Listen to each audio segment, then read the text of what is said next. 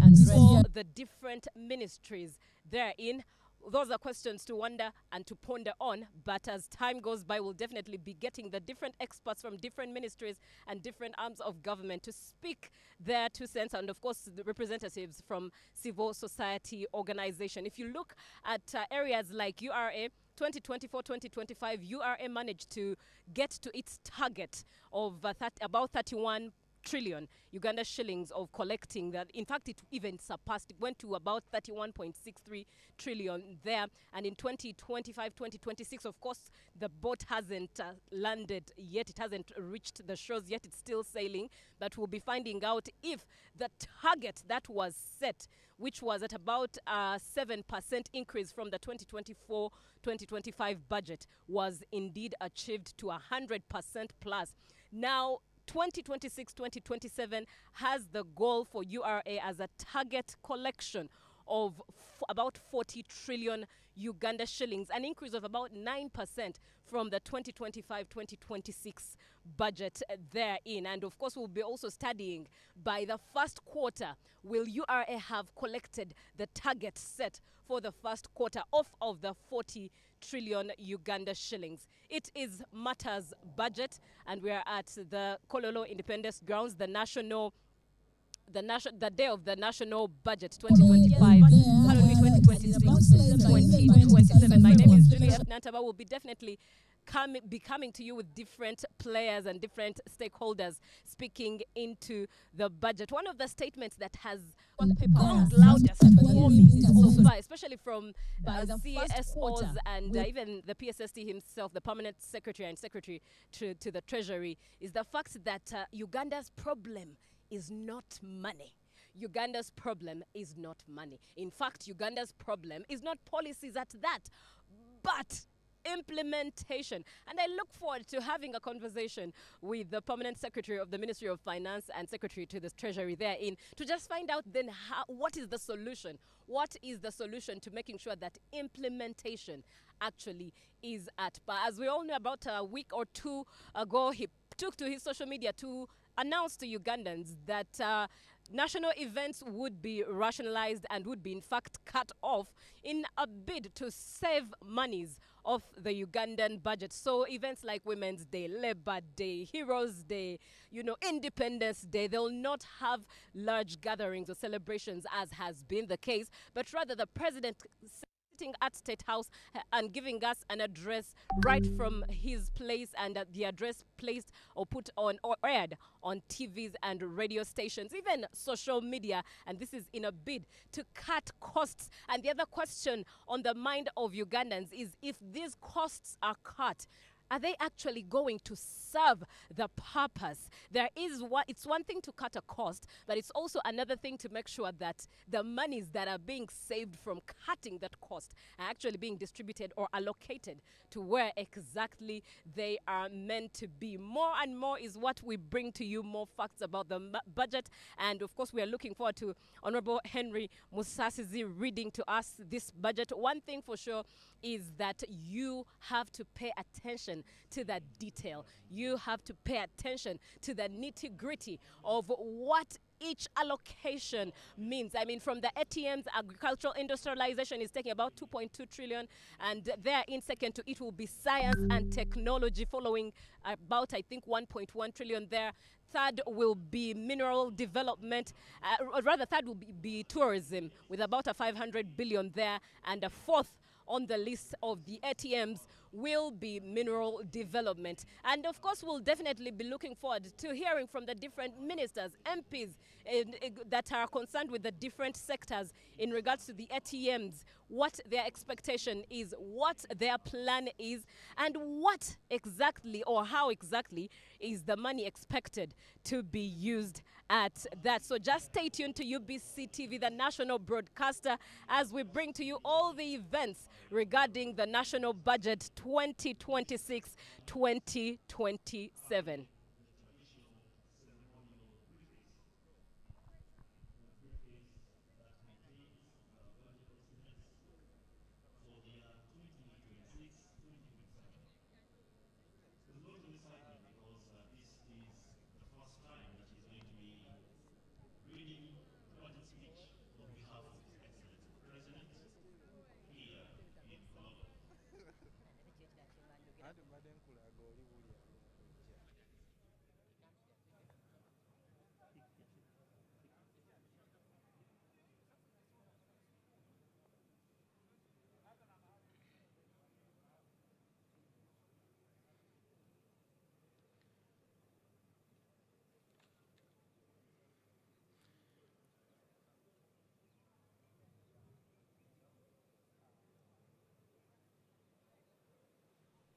The national budget, Uganda national budget, is going to be read 2026. That is for the financial year 2026-2027. My name is Julie F. Nantaba, but with me is Honorable Chiriowa Chiwanuka. Very good afternoon to you. Good afternoon, Julie. Good afternoon, all of you viewers.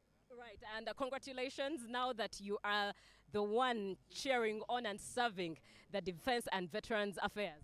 Yes, thank you very much. Looking forward to serving Indeed. the nation. Yes. Indeed. Yeah. Now, security is receiving about, is it up 10.2 trillion on the budget allocation? What does that mean? Because I know it's an enabler to the ATMs. Without peace, there's no way the ATMs will operate. What does that mean? What does it look like?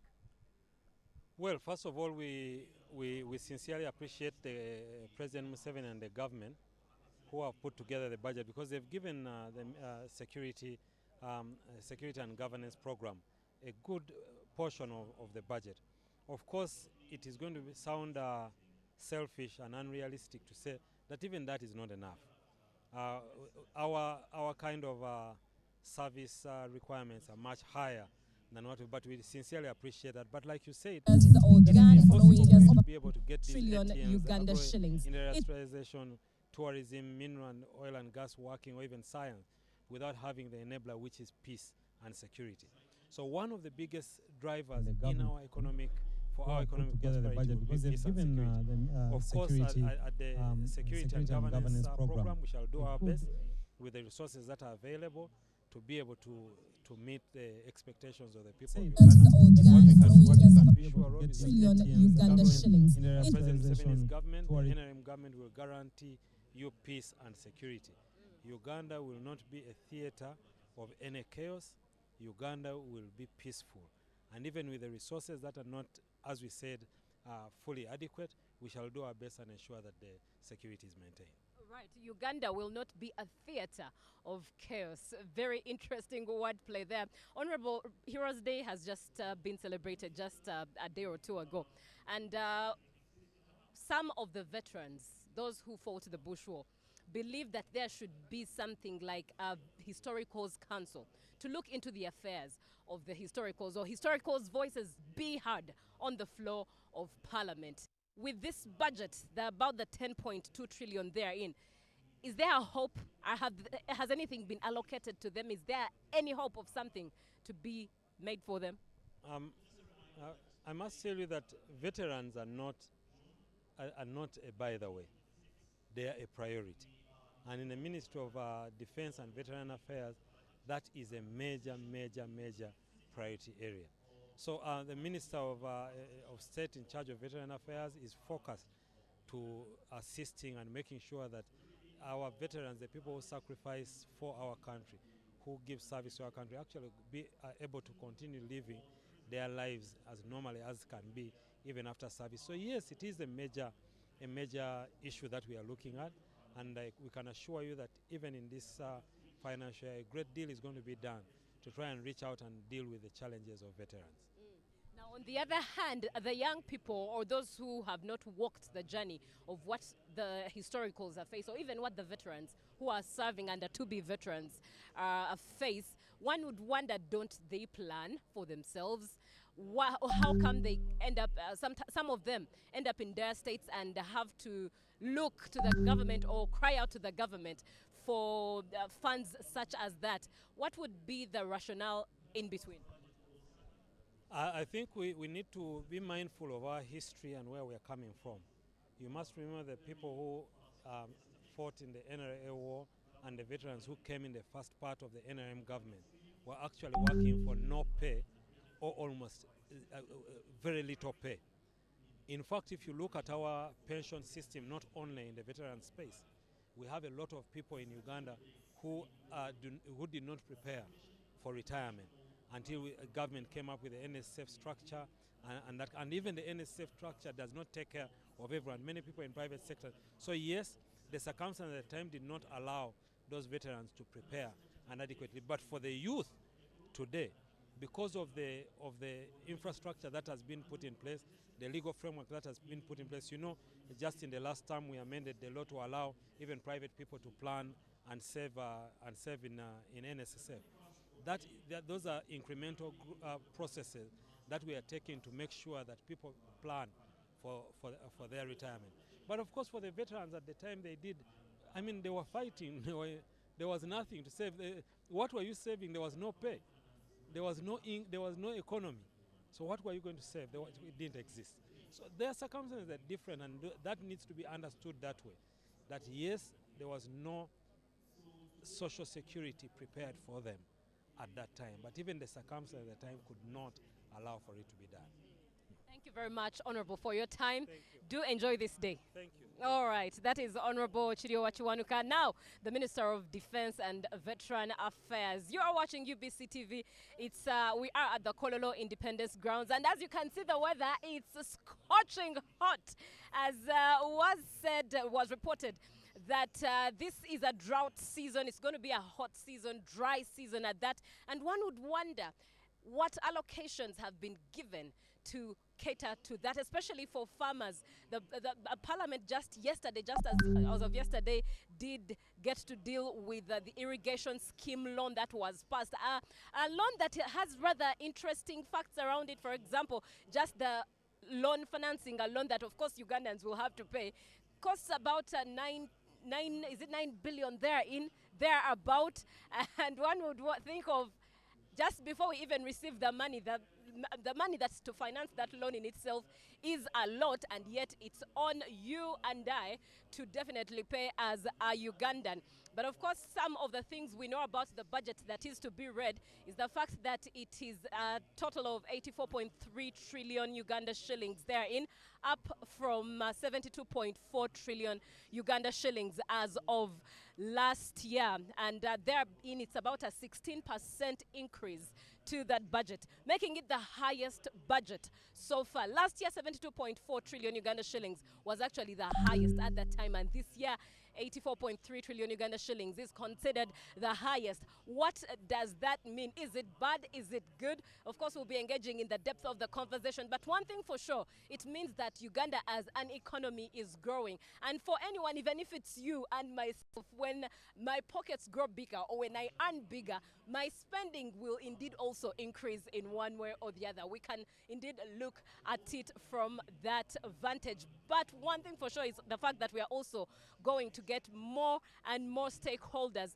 to speak into this budget. On this 11th day of June 2026, a day that is very scorching. If you're seated wherever you are and you're enjoying a cold bottle of soda or water, enjoy it. We'll also be knowing how much has been added to maybe beverages, things like that. How much has been added to liquor? How much has, of course, for fuel, petrol, quite a lot is known that has circulated.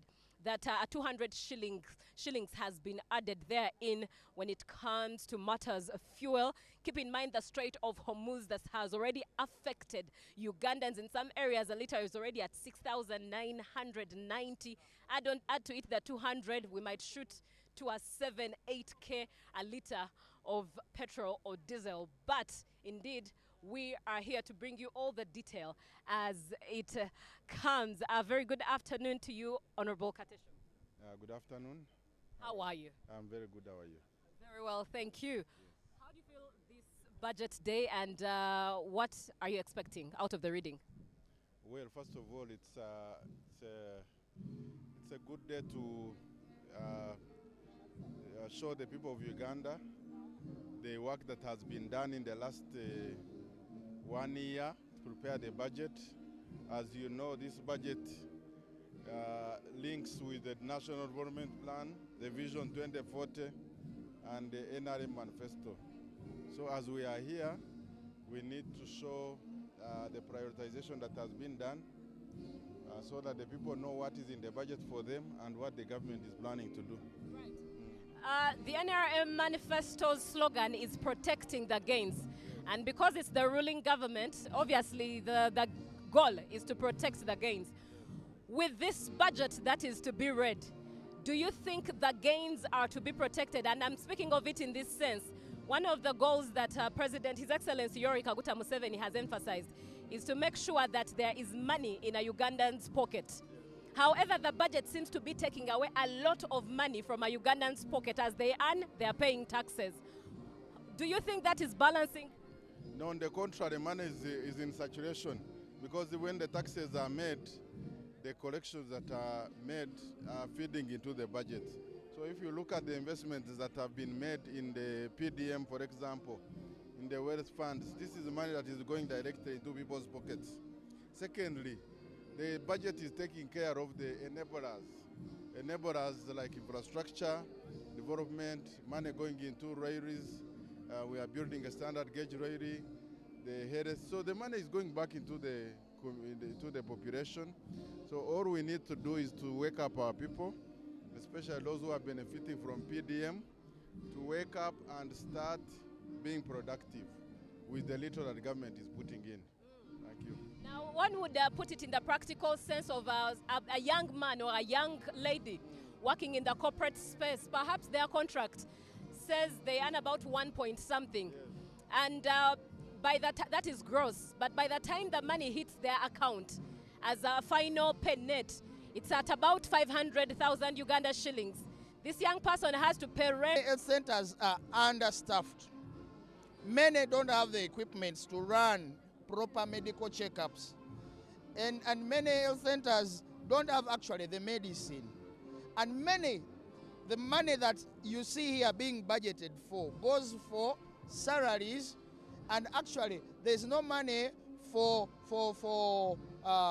refurbishment of those equipments. Many are not operational.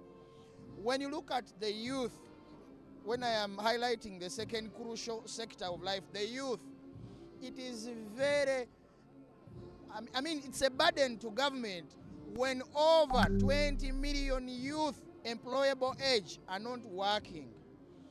It is so disappointing to see that a sector that would have blocked the cracks of unemployment, the agricultural sector, is not well funded.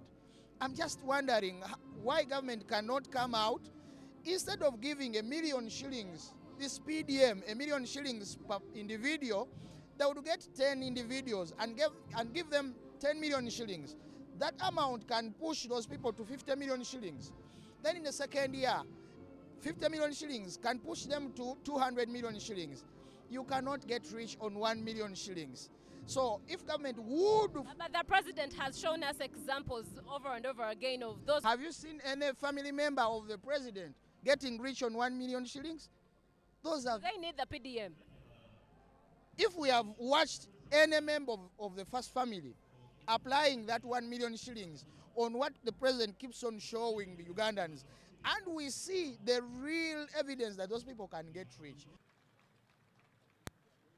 So His Excellency the President is now being ushered to his tent where he shall sign the visitor's book. And even then, the procession of the Speaker will form and House shall start in a few minutes.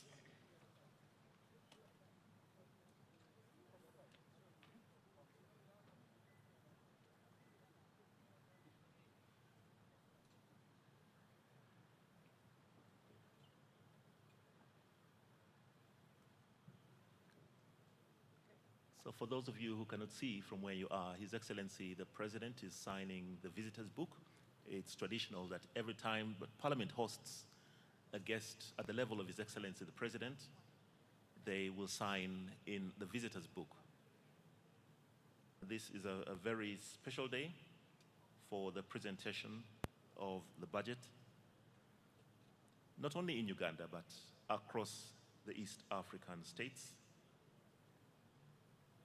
And as soon as His Excellency has signed, then the procession of the Speaker will form and the House will start.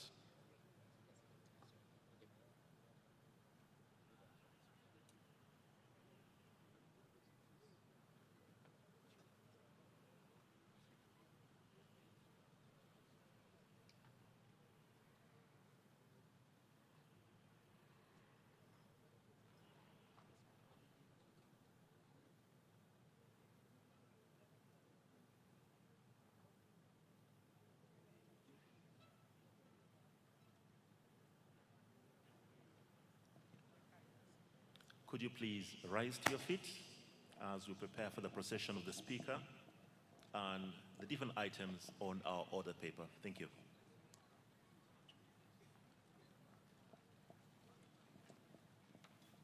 Honorable members, His Excellency the President and Mr. Speaker.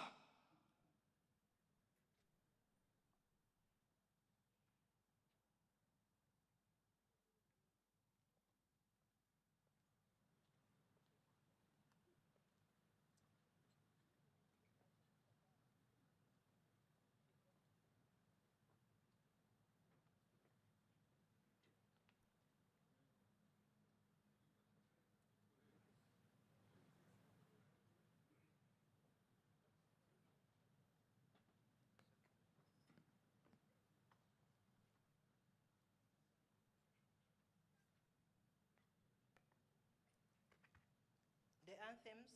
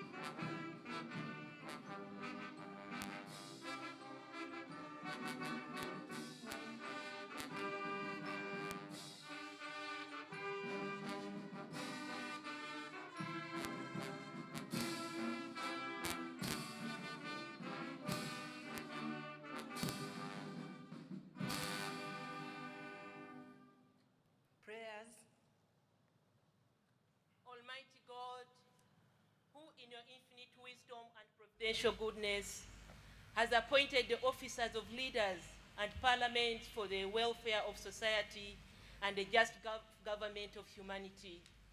We beseech you to look upon with abundant favor these your servants whom you've been pleased to call to their performance of such important trusts in this land.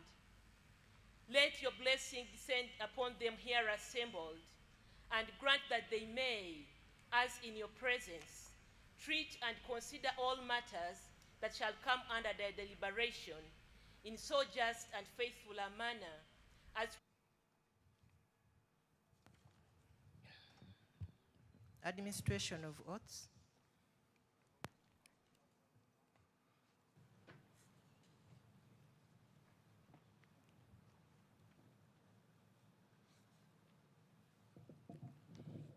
Your Excellency, the President, Right Honorable Speaker, sir, honorable members, on the 28th of May 2026, His Excellency the President of the Republic of Uganda appointed a new cabinet. Among those appointed were non-members of parliament who were duly approved by the Parliamentary Appointments Committee and sworn in as ministers. In order for them to discharge their duties as ministers, they are required by law to become ex-officio members of parliament by virtue of Article 78(1)(d) of the Constitution, and are required under Article 81(4) of the Constitution to take and subscribe the oath of allegiance and the oath of member of parliament. Right Honorable Speaker, the said members are ready to take and subscribe to the oath. May I therefore request for your permission, Right Honorable Speaker, to invite them for the aforementioned purpose. And they are Honorable General Katumba Wamala, Minister of Public Service. Please come forward, Honorable Minister. Honorable Sebugwao Joyce Juliet Nabosa, Minister of State for Information, Communications, Technology, and National Guidance, Information. Honorable Siraj Musa Ali, Minister of State for Works and Transport, Works. I seek for your permission, sir, to allow them to access the chambers. Permission granted.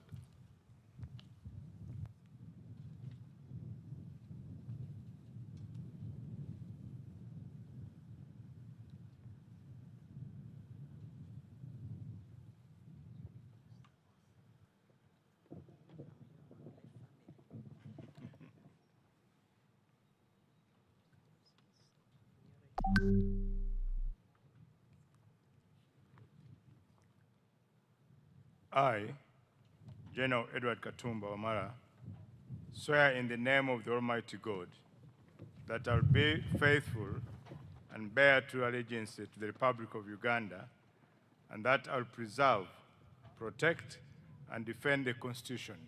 So help me God. I, General Edward Katumba Wamala, swear in the name of the Almighty God that I will give faithful service to this Parliament and support and uphold the Constitution of the Republic of Uganda as by law established. So help me God. Congratulations, Honorable General.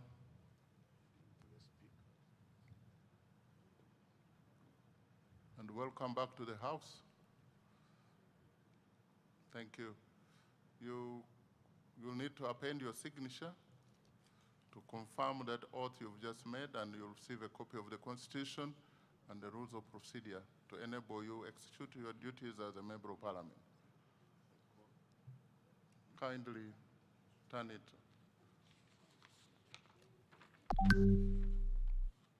Honorable Sebugwao Joyce Juliet Nabosa, Minister of State for Information, Communications, Technology, and National Guidance, Information.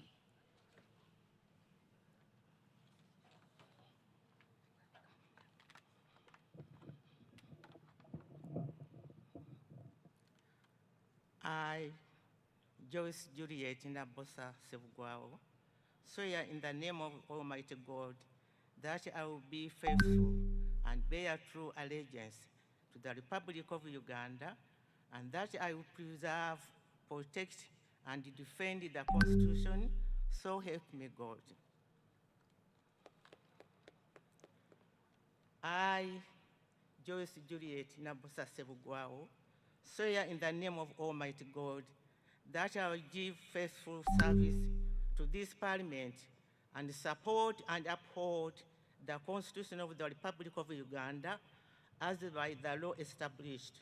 So help me God.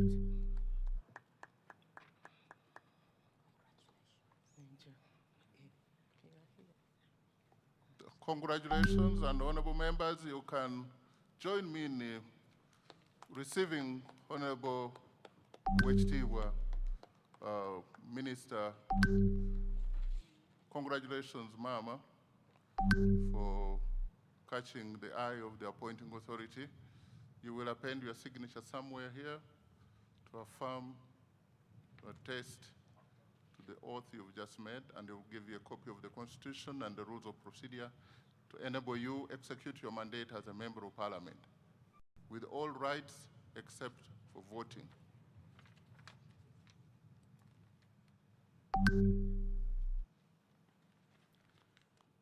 Honorable Siraji Musa Ali, Minister of State for Works and Transport, in charge of works.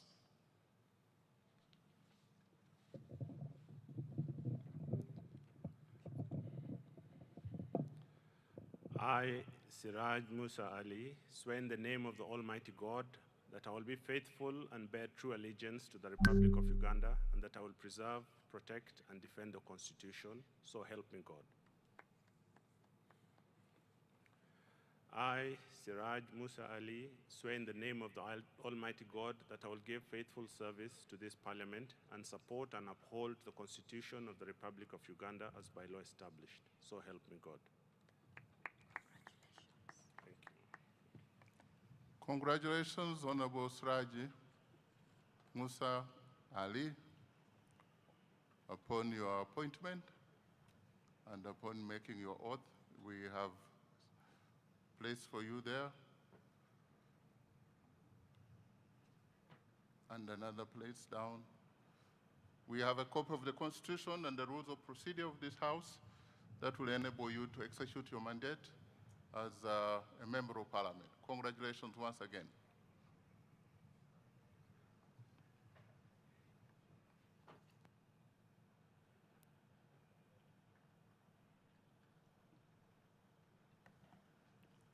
Item number 5, communication from the chair.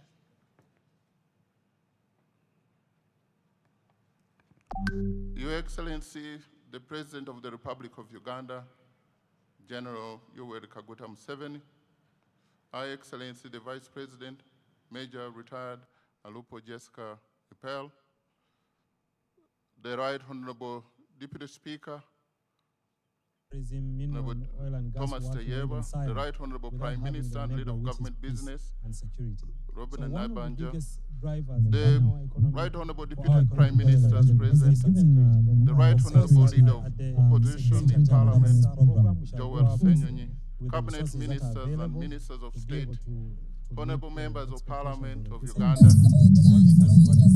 the Chairpersons and Members of Constitutional Commission, the Head of Public Service, and expenditures of government for the next financial year.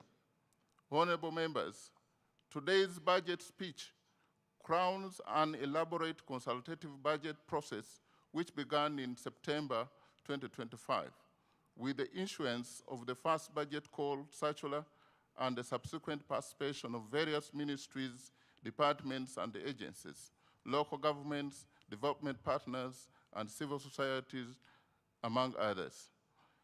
Your Excellency, the relationship between the 12th Parliament and the other arms of government will be complementary and people-centered. The 12th Parliament will focus on public expenditure tracking and budget oversight through the various parliamentary committees to ensure that public funds are used for the purpose for which they are intended and in line with the approved work plans. I therefore implore whips to supply the list of their members to the various parliamentary committees pursuant to Rule 16.2d and Rule 163 and 164 of the Rules of Procedure of Parliament. This will pave way for the timely operationalization of our. Your Excellency and honorable members, the 12th Parliament will empower its committees to effectively support government programs through efficient and effective monitoring, or especially through the high-impact projects under the National Development Plan 4. These core flagship projects are strategic catalysts for our tenfold growth strategy. In addition, members of Parliament will strengthen oversight of government wealth creation and development funds under the parish development model, Uganda Women's Entrepreneurship Program, IMIOGA, among others. The 12th Parliament is firmly aligned to the government's objective of moving the approximately 38% of our population from subsistence to the formal money economy.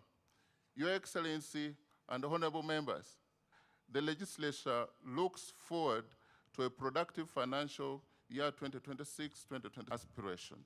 I thank you for your kind attention.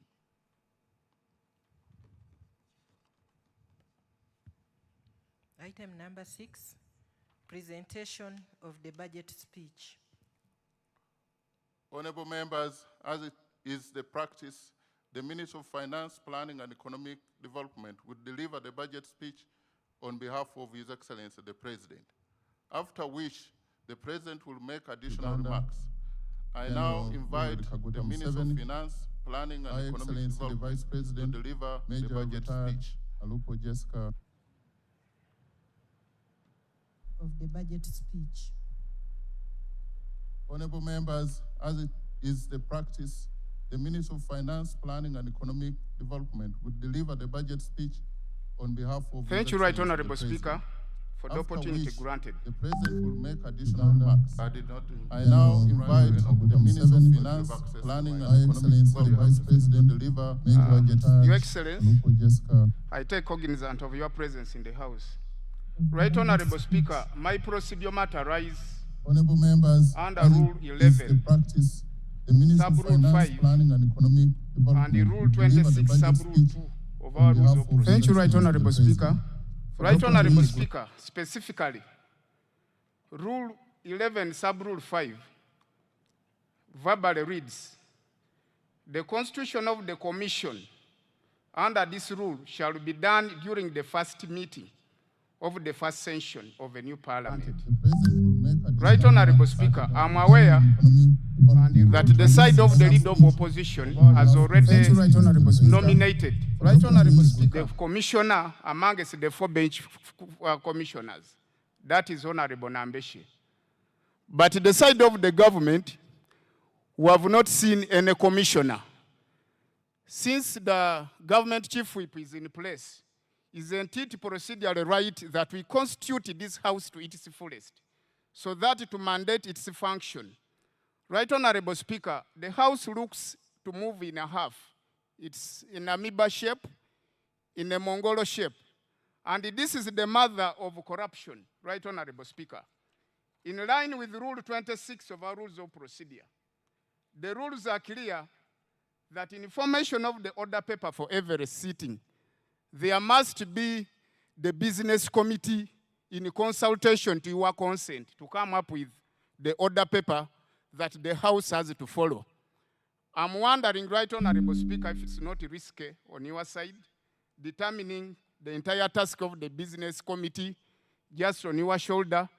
And the members, if we move the House in such a manner, I don't know whether we shall be respecting our own rules.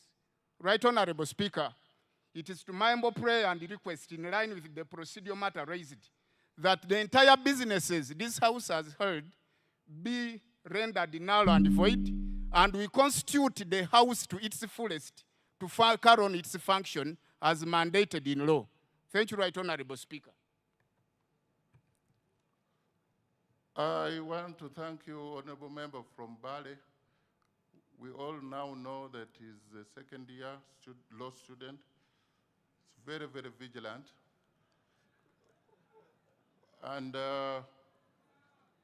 this is the session for, and let me give guidance to the member so that nobody else makes the same mistake.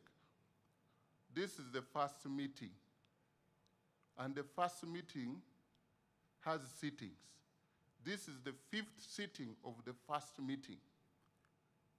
Now, the honorable member thinks that Rule 11, as stipulated here, is referring to the sitting. This is the first meeting of the 5th sitting of the first meeting of the first session of the 12th Parliament. We need induction clerk very quickly and urgently to help members know the difference between a sitting and a meeting of Parliament. On the constitution of the, that's on the constitution of the Parliamentary Commission. On the order of business, Parliament is forming. I have no doubt that the clerk, as even of today, has written, and let me take the same opportunity to tell the government chief whip and the leader of opposition that we need lists, which I even communicated here, of all committee members and leadership and the commission. We need that urgently before the 26th of this month. There is nothing null and void except the statement made in a wrong way. Next item.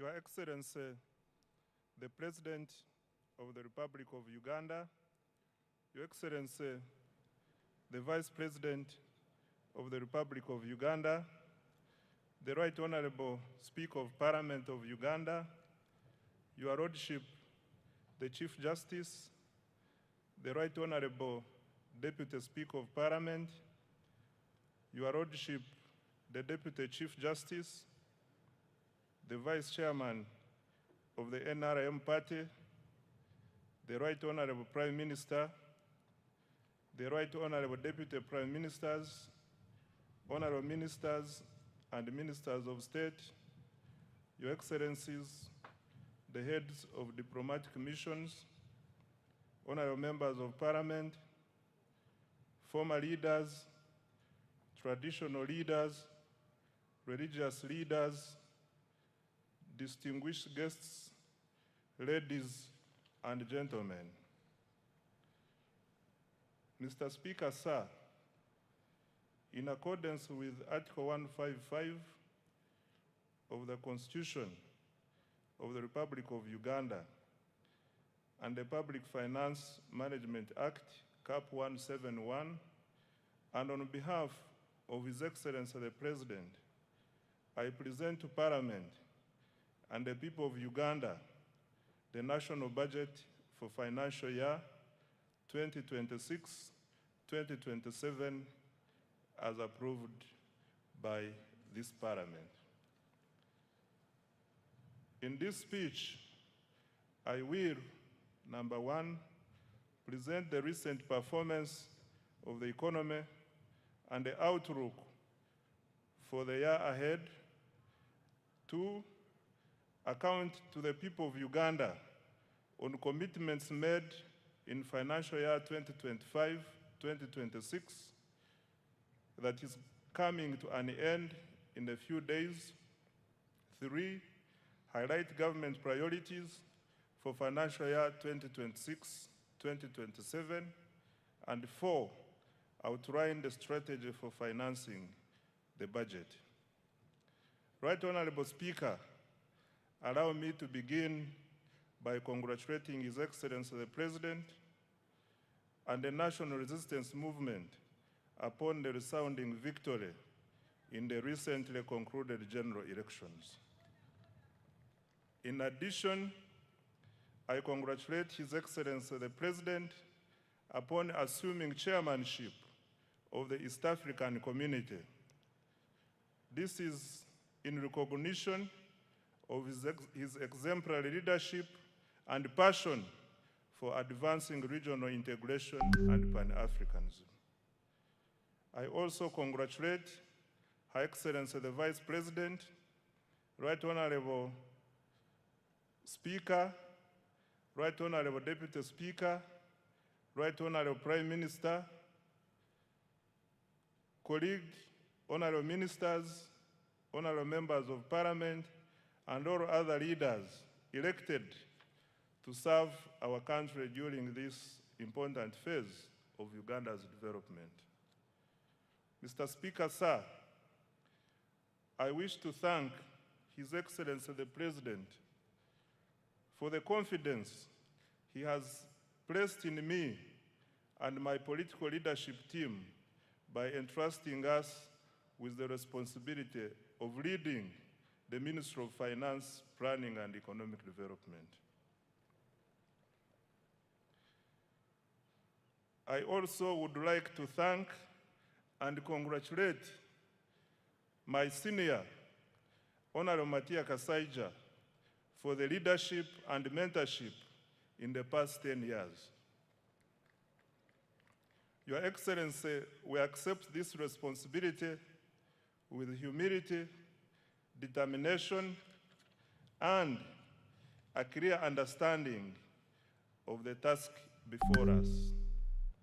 That task is to accelerate wealth creation, eliminate poverty, create productive jobs, and transform Uganda into a $500 billion economy in the shortest possible time.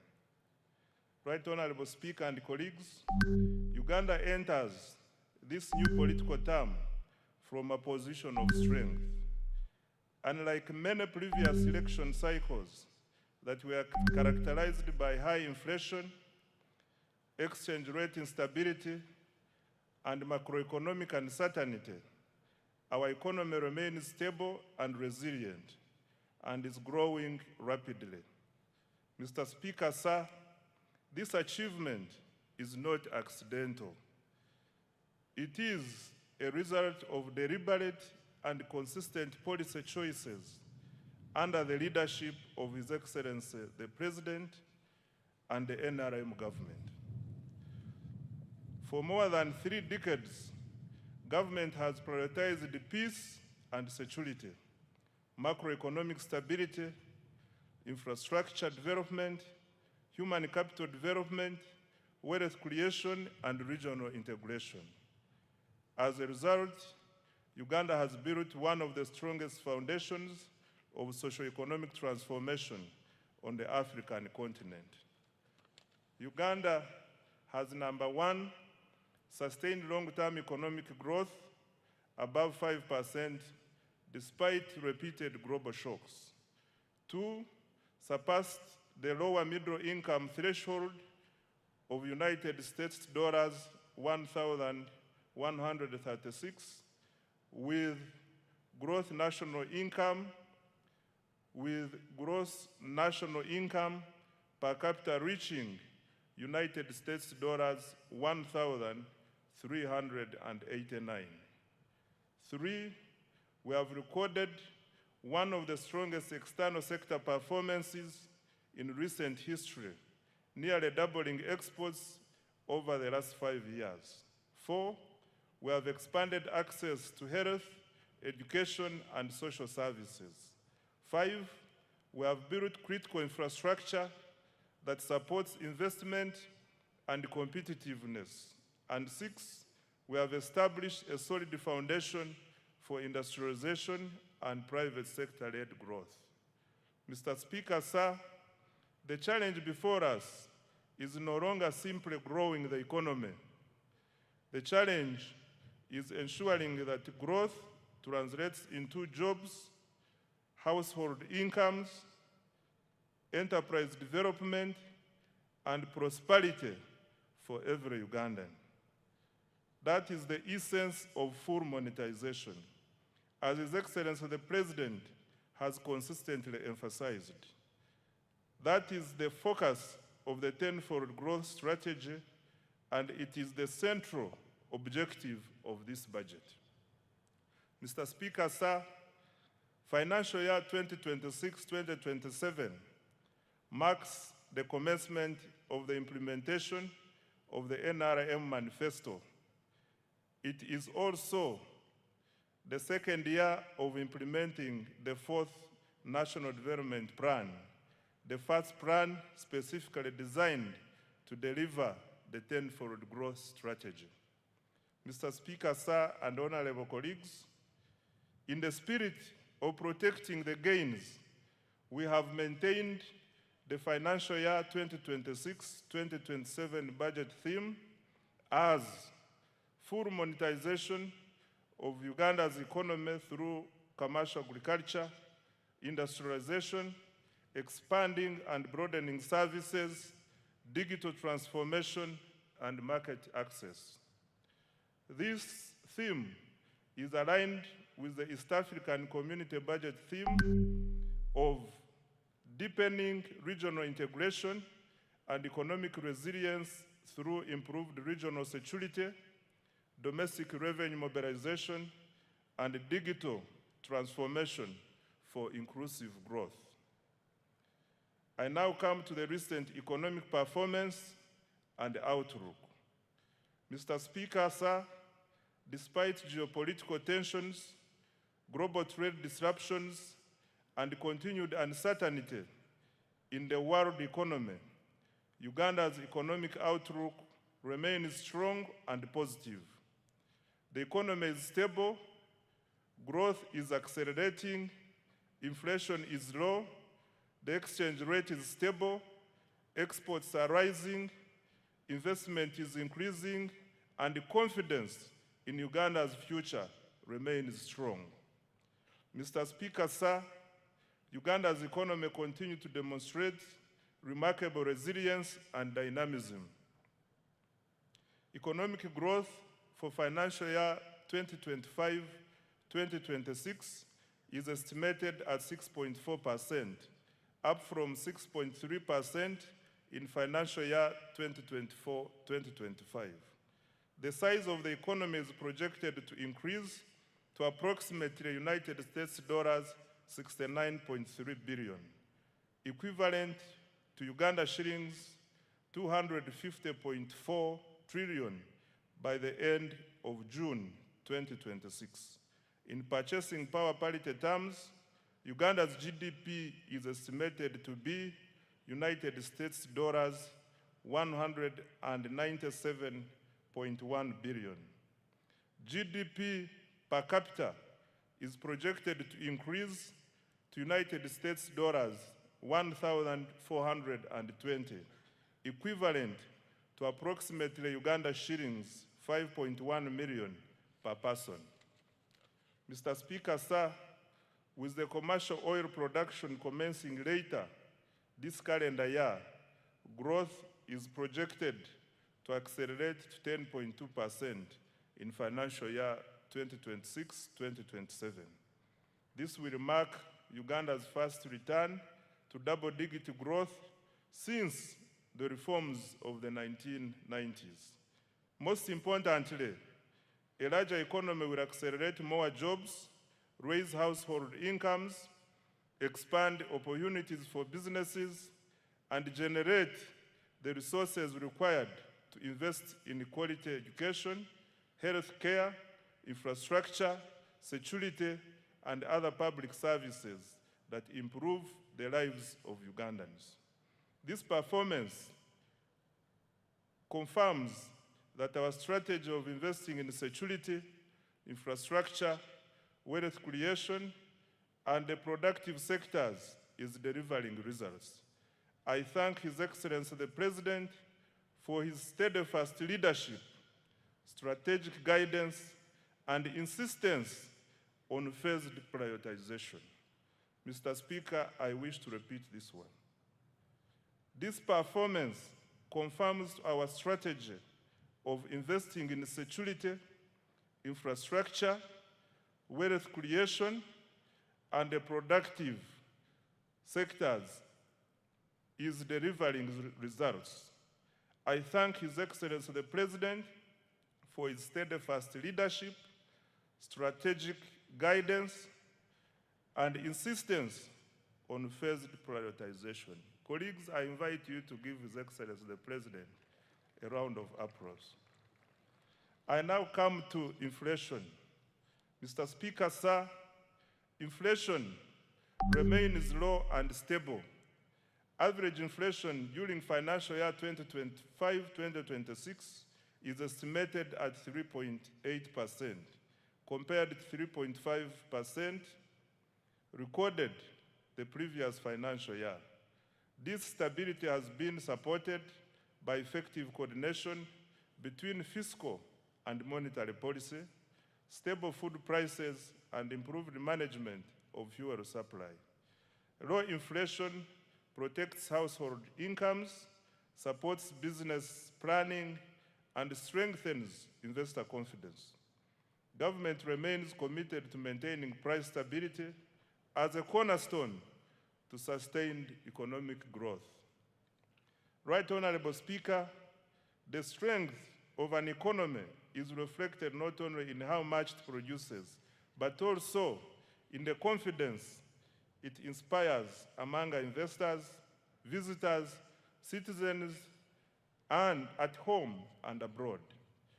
I am pleased to report that confidence in Uganda's economy continues to grow.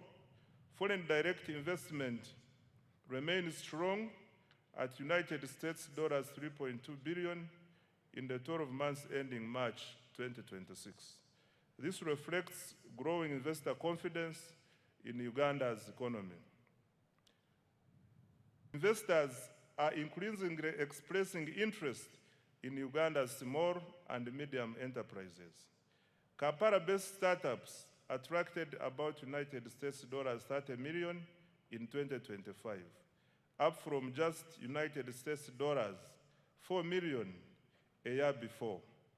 This surge signals growing confidence in Uganda's innovation ecosystem and affirms our emergence as a destination for entrepreneurship, technology, and investment. Mr. Speaker, remittances from Ugandans working abroad have significantly increased to US dollars 2.8 billion in the 12 months to March 2026 from US dollars 1.9 billion a year before.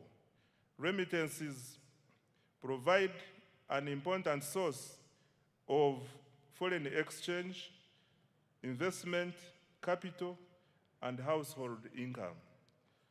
Mr. Speaker, sir, tourism has fully recovered from the effects of the COVID-19 pandemic. Tourism receipts increased to United States dollars 12 months to March 2026, up from United States dollars 3.6 billion a year before. Government's decision to directly import petroleum products through the Uganda National Oil Company, UNOC, has further strengthened supply stability and reduced speculative pressures in the foreign exchange market.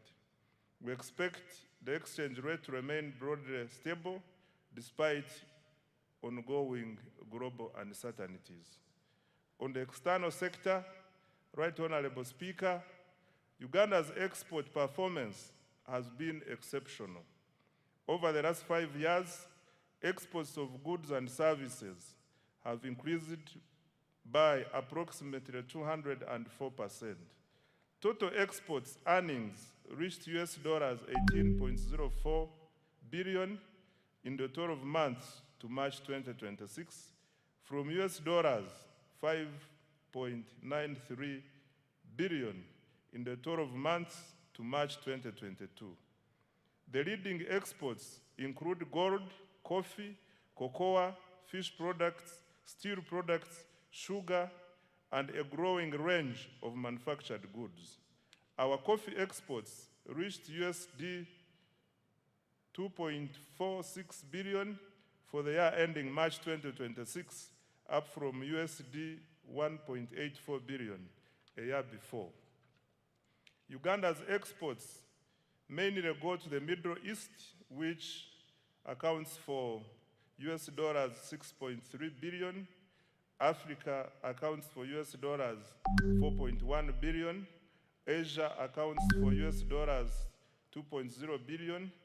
And the European Union accounts for 2.5 billion US dollars. And the rest of the world accounts for 3.1 billion. This success reflects deliberate government policy focused on industrialization, value addition, export promotion, and market access. The exports are not merely a trade statistic. They are the engine of Uganda's transformation. They generate foreign exchange, they create jobs, they support enterprise growth, and they strengthen economic resilience.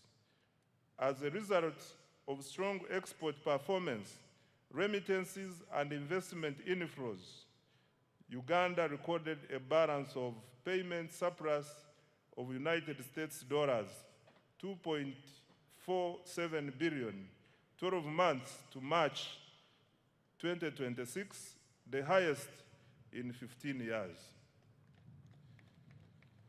On employment creation, Right Honorable Speaker,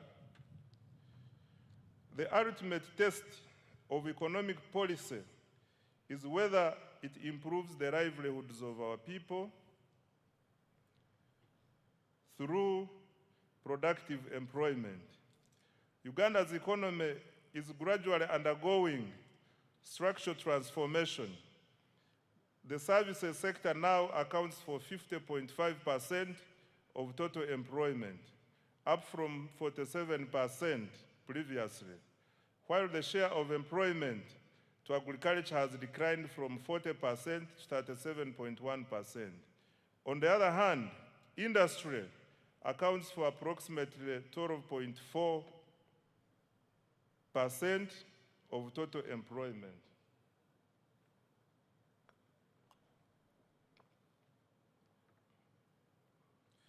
These shifts are good and are consistent with the structural transformation experienced by today's rich economies, which moved from raw to higher productivity sectors. Mr. Speaker, sir, the capacity of our economy to generate formal employment continues to improve.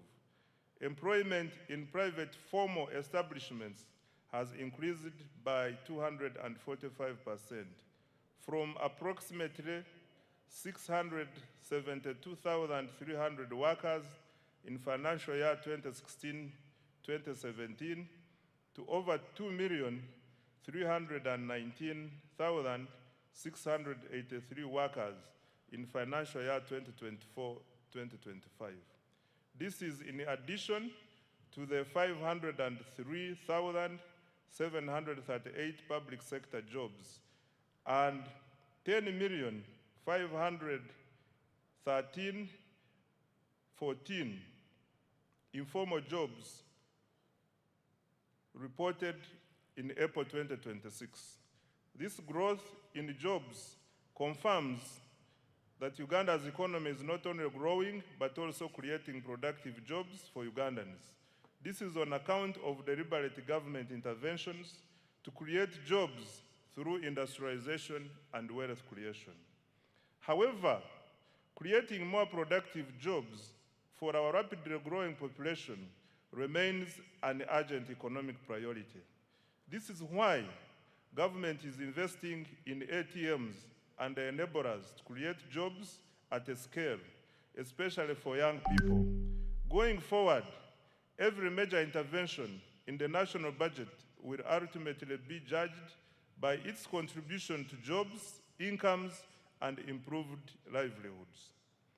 On fiscal performance, Mr. Speaker, sir, government's capacity to finance its development agenda using domestic resources continues to strengthen.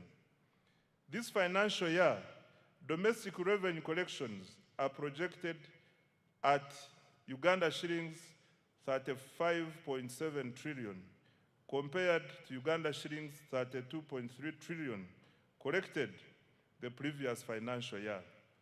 Mr. Speaker, this financial year 2025-2026, domestic revenue from taxes, non-tax revenues, and local government revenues funded up to 80.9% of the total discretionary budget of Uganda shillings 44.1 trillion.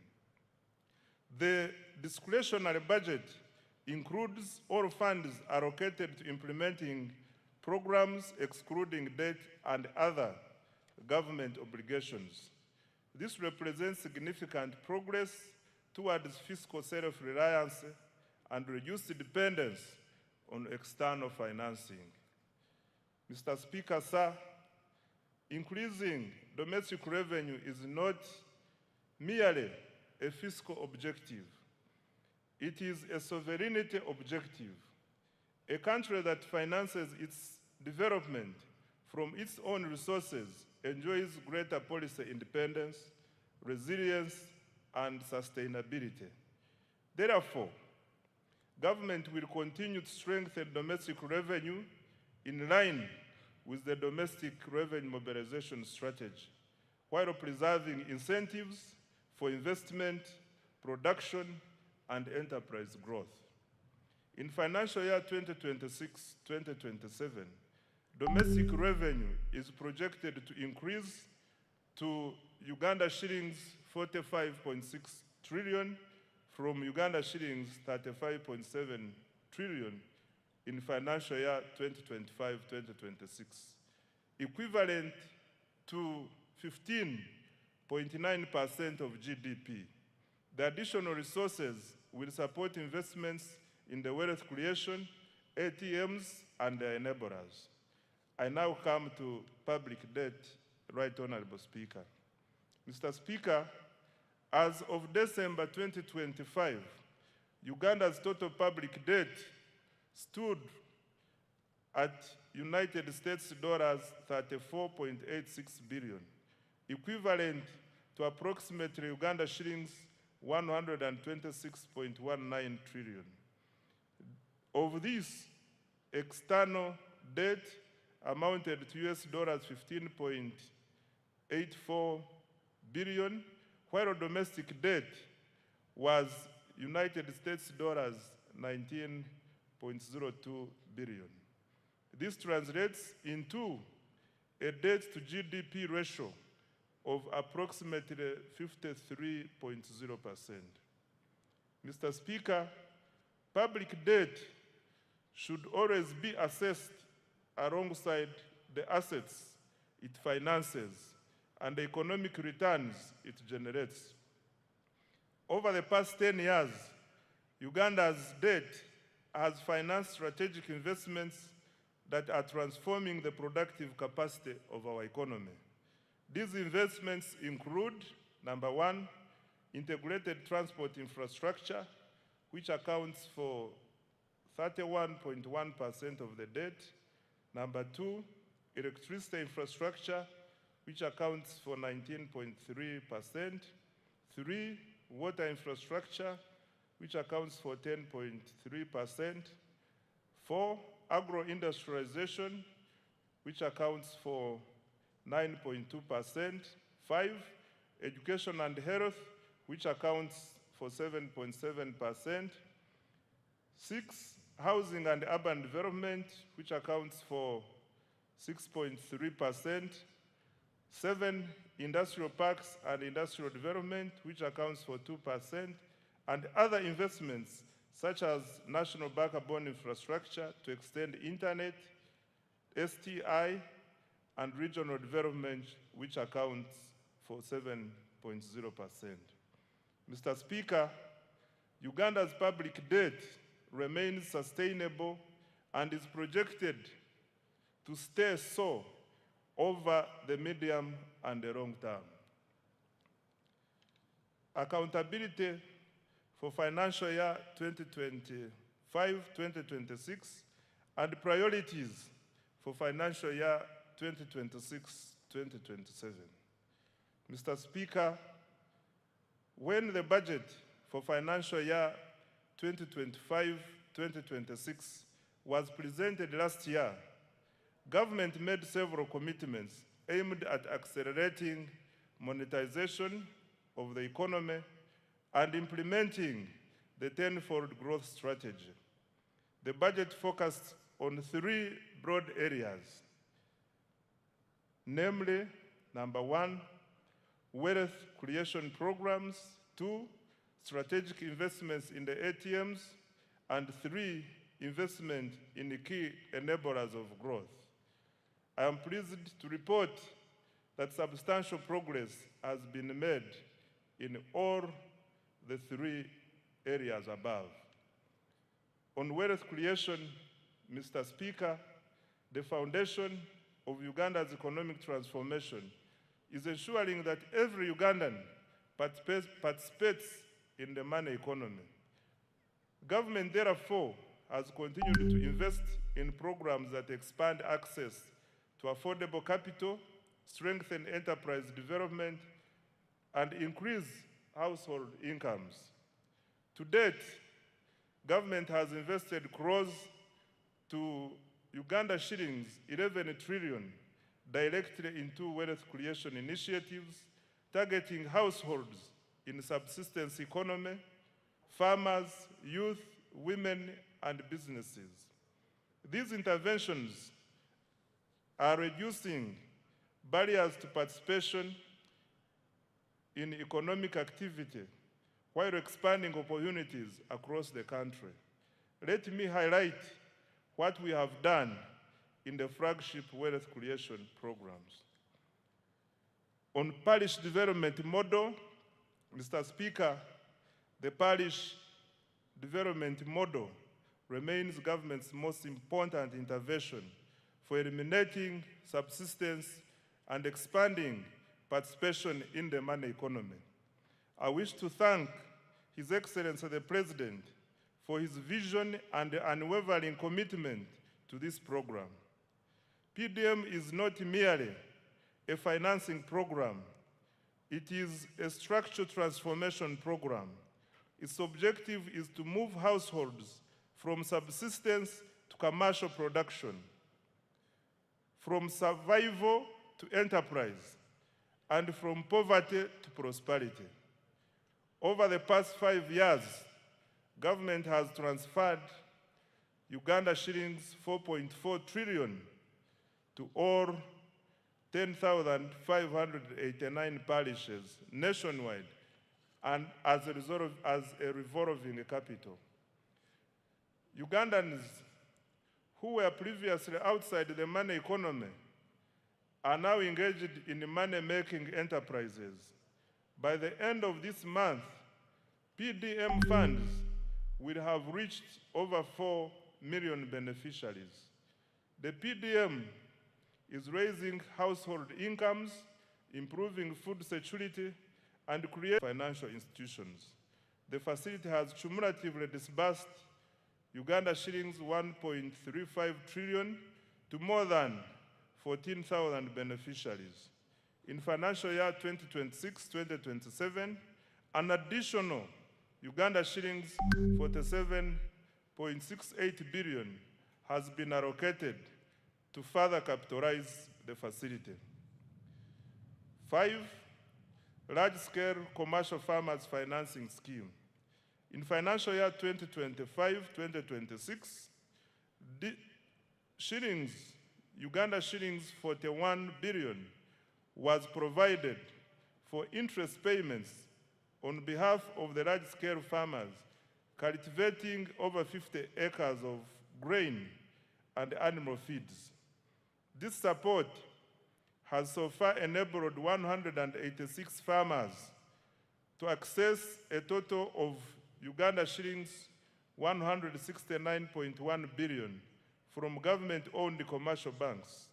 The farmers are expected to repay the principal while government pays the interest on their behalf. An additional 41 billion Uganda shillings has been allocated for financial year 2026-2027. 6, Uganda Development Bank. Government has cumulatively capitalized Uganda Development Bank with shillings 1.6 trillion to provide long-term patient capital to strategic sectors vital for industrialization and value addition. The bank has extended over Uganda shillings 2.45 trillion in financing to more than 600 businesses across agriculture, manufacturing, tourism, construction, and services. An additional Uganda shillings 400 to establish for musicians and other creatives to promote enterprise growth and job creation. 10, support teachers' circles. Government released Uganda shillings 20 billion to private teachers' unions to strengthen teachers' welfare through improved access to affordable credit. This is in addition to the earlier Uganda shillings 25 billion that was provided to Walimu Sacco umbrella structures. Mr. Speaker, sir, these wealth creation interventions have expanded access to affordable capital, strengthened enterprise growth, and created jobs. In financial year 2026-2027, government has allocated an additional Uganda shillings 2.49 trillion in wealth creation programs to accelerate monetization of the economy and expand wealth creation. I now come to accelerating tenfold growth through the ATMs. Mr. Speaker, having expanded access to capital through our wealth creation programs, government is now intensifying investment in the sectors that will drive Uganda's next phase of economic transformation. These sectors are collectively known as the ATMs, i.e. number 1, agro-industrialization, number 2, tourism development, 3, mineral-based industrial development, including oil and gas, and 4, science, technology, and innovations, including ICT and the creative arts. These sectors are deliberately selected because they represent Uganda's strongest comparative advantages and possesses the greatest potential to generate exports, jobs, incomes, and investment. Together, they form the engine of the tenfold growth strategy. The objective is simple: to convert Uganda's natural resources, human capital, and innovation into wealth, jobs, and prosperity. And I would like now to detail each. Under agro-industrialization, Mr. Speaker, agriculture remains the backbone of Uganda's economy. It employs millions of Ugandans, supplies raw materials to industry, produces exports, livelihoods across the country. However, Uganda's future prosperity will not come from producing more raw commodities alone. It will come from increasing productivity, expanding value addition, strengthening agro-processing, and improving market access. Government, therefore, continues to invest strategically across the entire agricultural value chain. Mr. Speaker, agricultural transformation begins with science. This year, government made significant advances in agriculture research and genetics. The Antique Vaccine Facility at the National Livestock Resources Research Institute in Nache Sasa was completed and is now operational, producing about 36 million doses, serving 18 million livestock in the first year. The government also produced foot and mouth disease vaccines and continued to advance research on disease-resistant crops and livestock breeds. These investments will reduce production losses, raise productivity, and increase farmer incomes. On water for production and irrigation, Mr. Speaker, climate change continues to expose farmers to significant weather-related risks. Government is therefore accelerating investment in irrigation and water for production infrastructure to reduce dependency on rainfall. Progress was registered on several major irrigation projects, including Kabuyanda Dam in Isinjiro District, Atali in Buramburi District, Wadelai in Pakwach District, Achomai in Bukedea District, Namaisu in the Bududa District, Chembo Mbai in the Buko District, SIP irrigation scheme in the Buramburi District. Solar-powered irrigation schemes are also being rolled out across the country. These investments will support all year-round production, increase resilience, and improve agricultural productivity.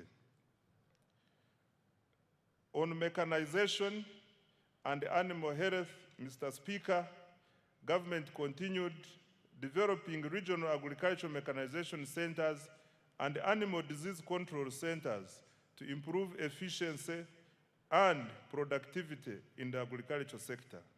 Progress was registered in Chiruhura, Mbale, Chijandongo, Bunyangabo, Nakaseke, Katine, and several other districts. These facilities are improving access to modern agricultural equipment, veterinary services, and disease surveillance systems.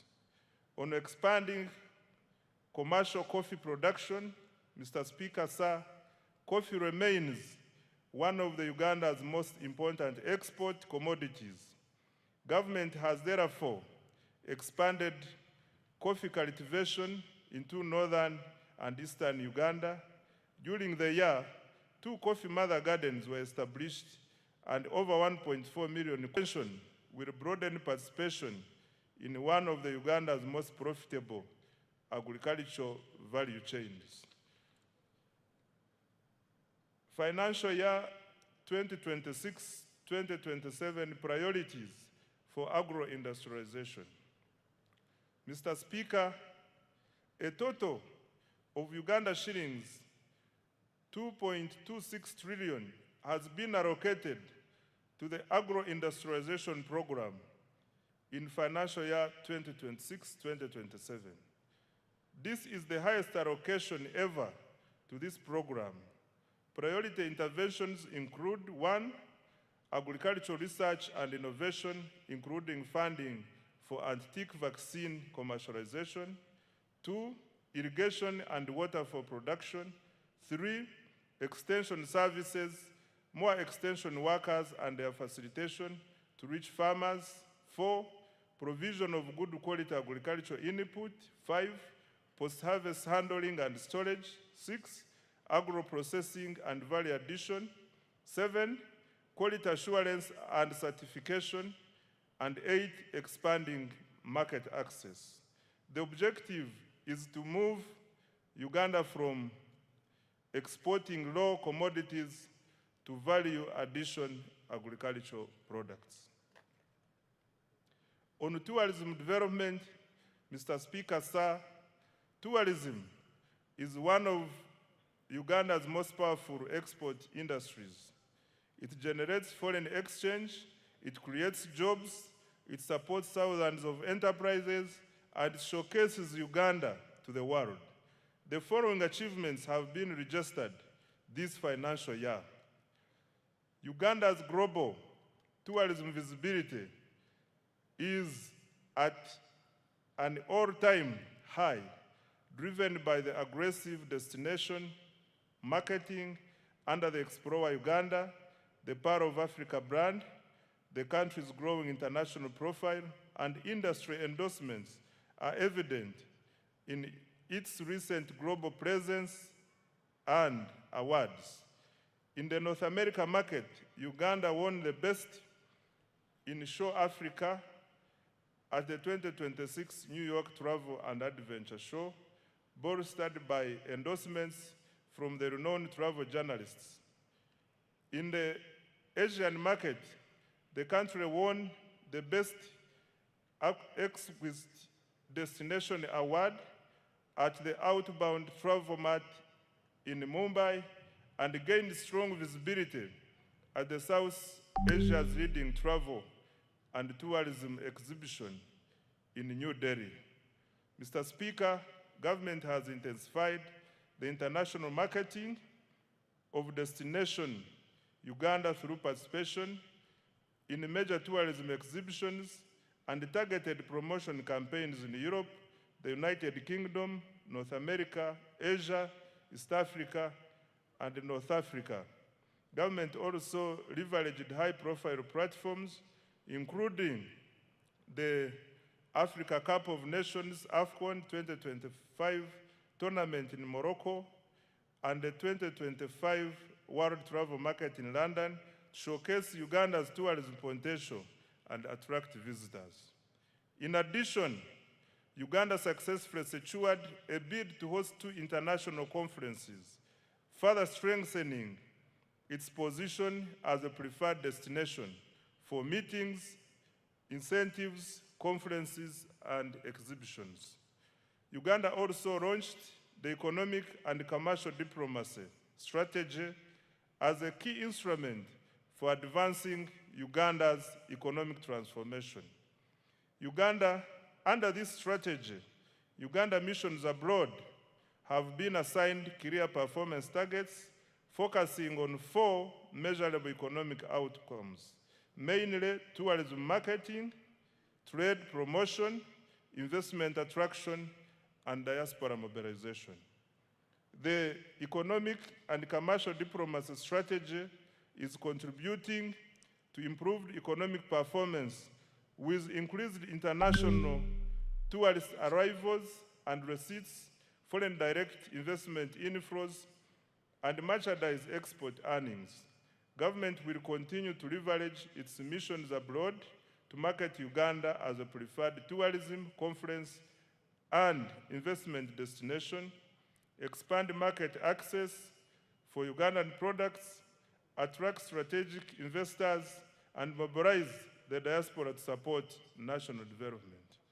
On tourism infrastructure, Mr. Speaker, government continued to invest in tourism infrastructure and attractions.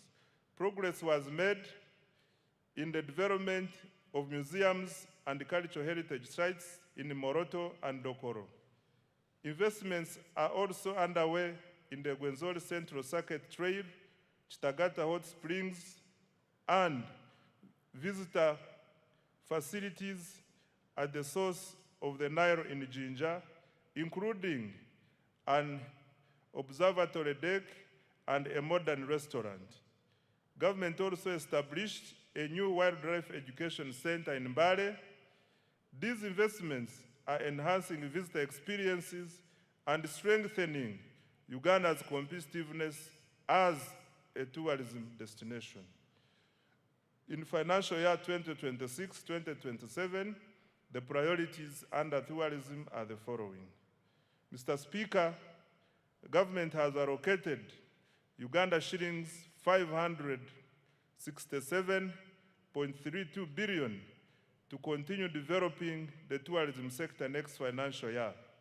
The priority interventions will include: 1, branding and marketing of Uganda as a tourism and investment destination; 2, tourism infrastructure development; 3, construction of highway sanitation facilities and tourism site refreshment centers; 4, improving and enforcing hospitality standards and training; 5, conservation and wildlife protection to increase wildlife population across the national parks; 6, health tourism; and 7, economic and commercial diplomacy.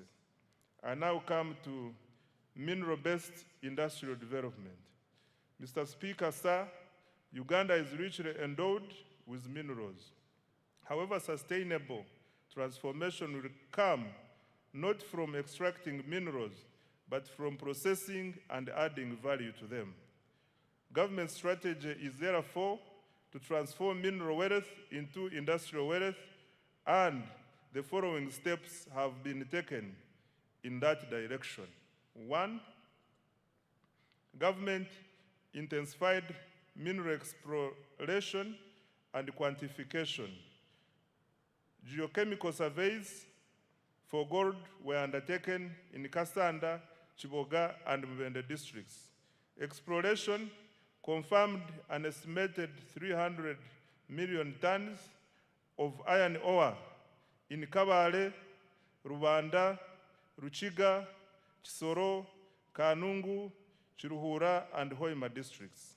Surveys of copper prospects were conducted at the Bukusu carbonatite complex, which also has the potential for rare earth elements, as well as at the Boma and the Gwensakara sites. Evaluation of uranium, manganese, lithium, and nickel deposits is also ongoing across the country. Number 2, to add value to Uganda's limestone, a new clinker factory was commissioned in Moroto district to produce in Pika. Government continued to strengthen pharmaceutical manufacturing and biotechnology as part of the efforts to build a competitive pathogenic economy. Uganda is deliberately supporting the domestic production of medicines, vaccines, diagnostics, and other health products, while promoting research, innovation, import substitution, export growth, and resilience in the health sector. Significant progress was registered through strategic investments in and government procurement from local pharmaceutical and biotechnology companies from South Korea, Saudi Arabia, Qatar, and Italy. In addition, government has invested in the establishment of the coffee pack ready to go into the market for roast, freeze-dry, and spray-dry high-level technology. On digital transformation, Mr. Speaker, government has reached 20 million. Total registered mobile telephone subscriptions have reached 57.3 million, placing Uganda among the most connected markets in the region. The increased penetration of mobile telephones has increased financial inclusion and improved access to e-commerce, telemedicine, marketing, and agricultural information for farmers. In the year ending March 2026, mobile money transactions rose by 29% to Uganda shillings 392.7 trillion. Active mobile money accounts stood at 36.7 million. As at 31st March 2026, the number of mobile money agents had reached 1.22 million. I now come to creative arts. Mr. Speaker, to protect intellectual property and artistic works, government enacted the Copyright Enabling Rights Amendment Act 2025. Government also established the Uganda Creatives Revolving Fund to provide affordable financing circles in the creative economy. By December 2025, approximately Uganda shillings 18.99 billion had been disbursed to 50 circles of musicians, benefiting 3,047 individuals, of whom 62% are youth and 43% are women. Government is also finalizing the acquisition of a dedicated home for creative artists to serve as a common user facility for young talents to create wealth and jobs.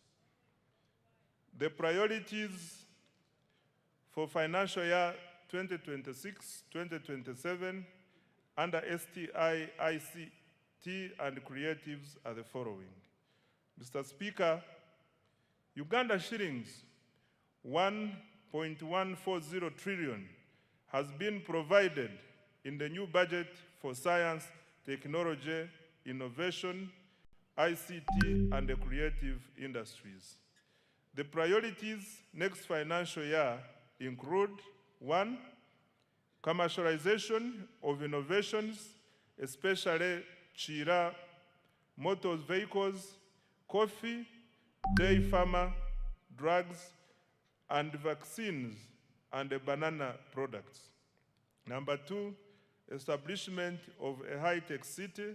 3, additional investment in science, research, and innovation. 4, expansion of digital infrastructure to increase coverage, reliability, and affordability of internet, government services, and e-commerce. 5, growth of business process outsourcing for job creation. 6, expanding the free-to-air TV signal. And 7, strengthening intellectual property protection. I now come to enablers. Mr. Speaker, government also continued to invest in the key enablers of socio-economic. I wish to repeat this. Without peace, you cannot create prosperity. Without security and rule of law, there is no investment.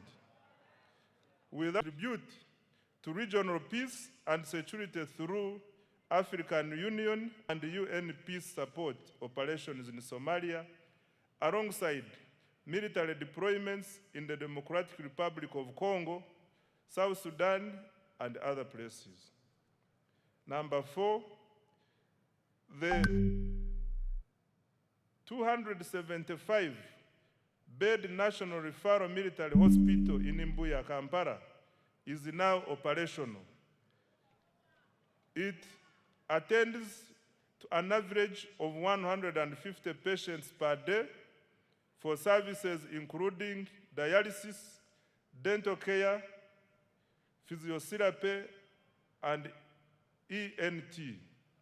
Number 5, construction of the UPDF military headquarters in Mbuya is 70% complete. In addition, over 230 housing units and new administrative blocks for the Air Force and Marines are under construction to enhance personnel welfare and operational efficiency. Number 6, government provided over Uganda shillings 1.697 trillion to the relevant institutions to organize the recently concluded successful general elections. Number 7, mass enrollment and issuance of national identity cards progressed well. The total population identified with the National Identification Number NIN is 34.14 million. Renewals 13.85 million, cards printed 14.67 million, and cards issued to the population 6.2 million. Beyond securing elections and supporting national security, the national ID has improved access to public services, broadened financial inclusion, and eased travel within the East African community. Number 8, cattle restocking has begun in Acholi, Lango, Teso, and Teso, targeting 16,000 households, each receiving 5 million to purchase 2 bulls and 3 heifers. To date, 2,000 households have been compensated. Financial year 2026-2027 priorities for security, governance, and rule of law are the following. Mr. Speaker, government has allocated Uganda shillings 10.21 trillion to security, governance, and rule of law institutions for financial year 2026-2027, and the priority interventions include: 1. Continued modernization, training, and welfare of the UPDF. 2. Full equipping of the National Referral Military Hospital and completion of the UPDF headquarters. 3. Strengthening of broader security, counter-terrorism, and regional peace support operations. 4. Enhancing community policing, crime intelligence, forensics, and CCTV coverage. 5. Cyber security and protection of critical national infrastructure. 6. Improving immigration services, NIN/ID enrollment, and e-passport issuance. 7. Fighting against corruption. 8. Continued cattle restocking in the Acholi, Rango, Teso sub-regions. I now come to enabler number 2, which is infrastructure development. Mr. Speaker, sir, transport infrastructure is the bone marrow of the economy. It connects farmers to markets, workers to jobs, and industries to inputs, while linking exporters to regional and global markets. Electricity powers industrialization and drives economic transformation. In financial year 2025-2026, government achieved the following infrastructure development. Under roads and bridges, government continued with the construction of 24 major roads, totaling approximately 1,154 kilometers, and rehabilitated a further 949 kilometers of national roads. 2.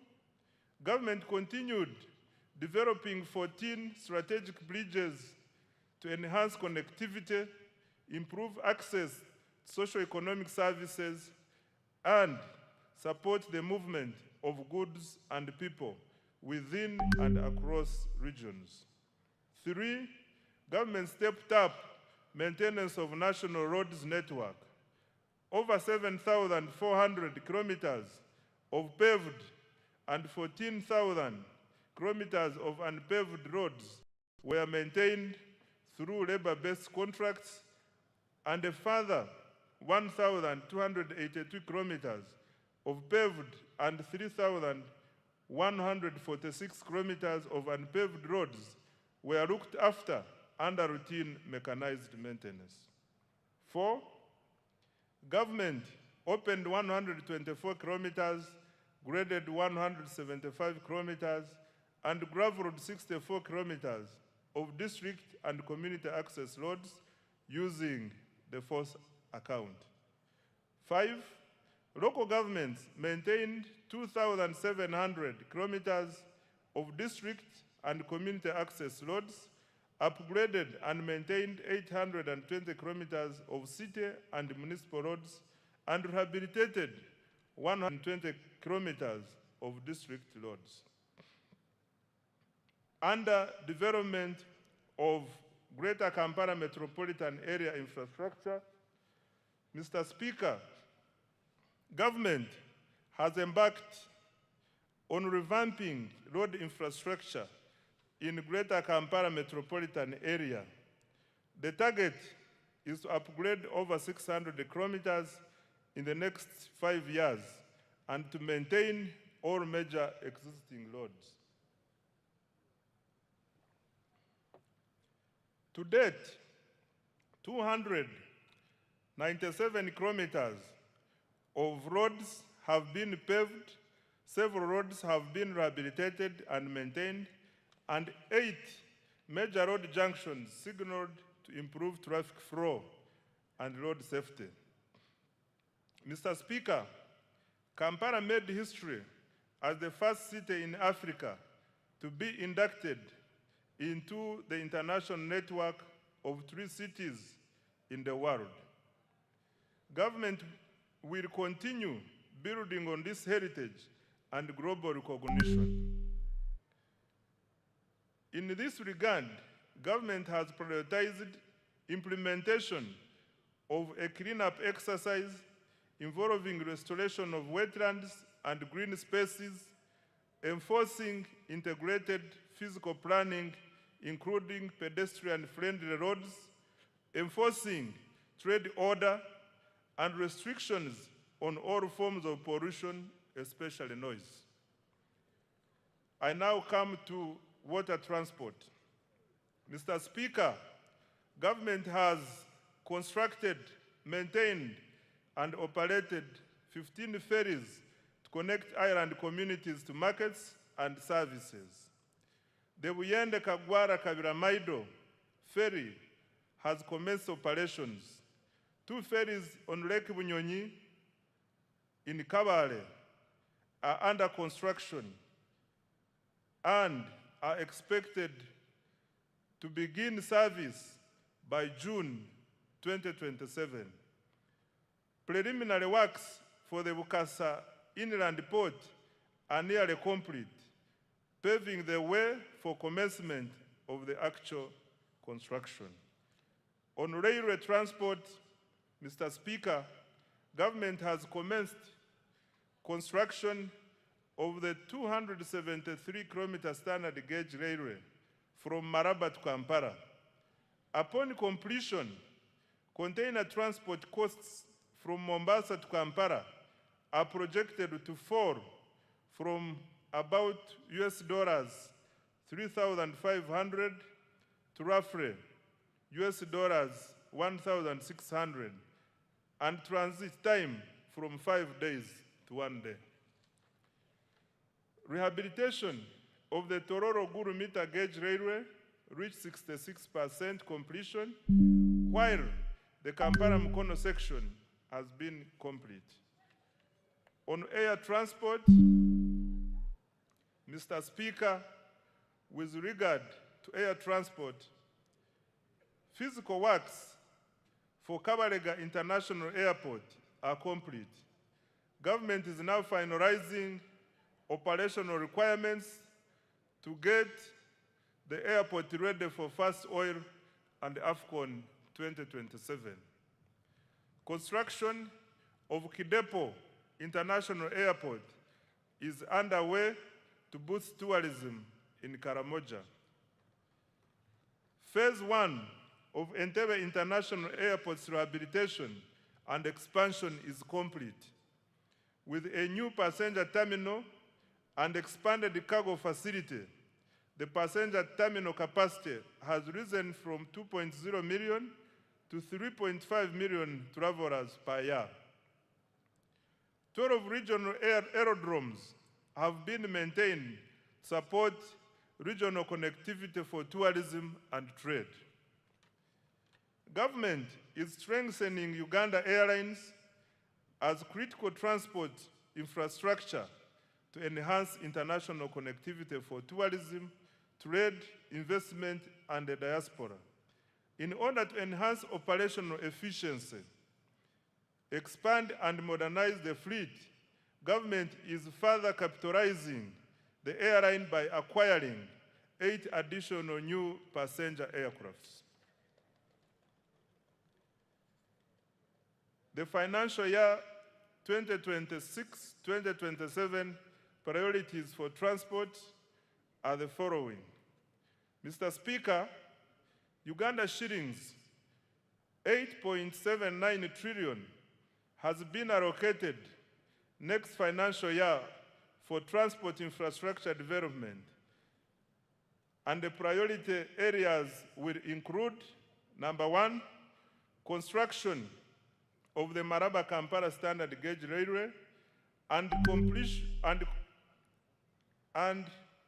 completion of rehabilitation of the meter gauge railway. Number 2, construction, upgrade, and maintenance of national, city, district, urban, and community access roads. Number 3, construction and maintenance of strategic bridges. 4, development of water transport systems such as ferries and ports. 5, operationalization of Kabalega International Airport and continued upgrade of regional aerodromes. And 6, expansion of the Uganda Airlines. I now come to the energy development. Mr. Speaker, sir, reliable and affordable energy is essential for industrialization and socio-economic transformation. Government continues to invest heavily in electricity generation, transmission, and distribution infrastructure. In financial year 2025-2026, government achieved the following in energy development. 1, continued development of hydro, solar, and other energy projects, alongside preparatory work for future nuclear investments. Installed generation capacity now stands at 2,098 megawatts. And the government's medium to long-term target is 52,482 megawatts to support industrialization, urbanization, and economic growth. 2, continued expansion of energy transmission and distribution infrastructure.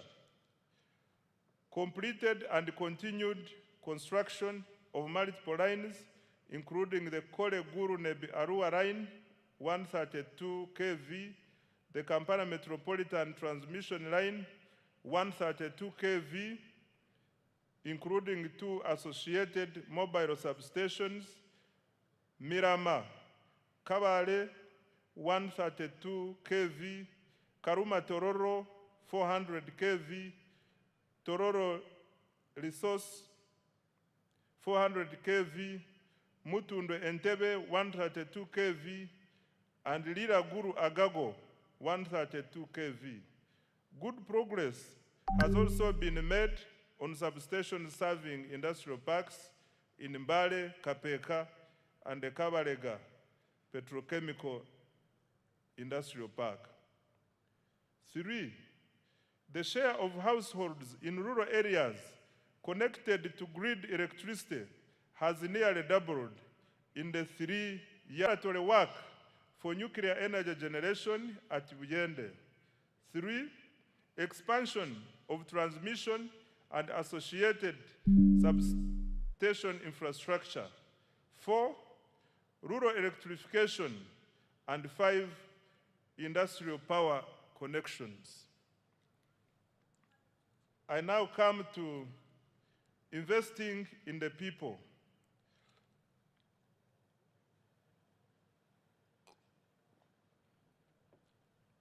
Mr. Speaker, economic transformation is ultimately about people.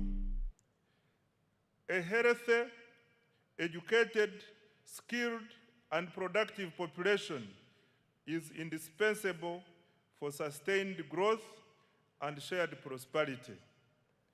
That is why government continues to allocate a large share of the discretionary budget to human capital development, i.e. health, education, water and sanitation, and social protection.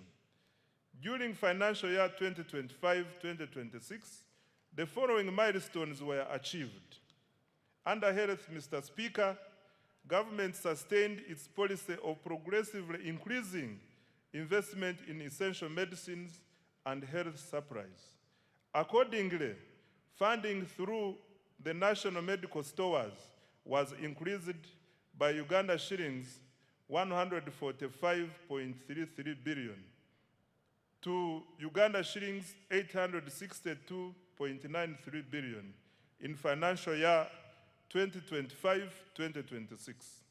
Government will continue to increase domestic financing for essential health commodities with the aim of substantially reducing reliance on donor support.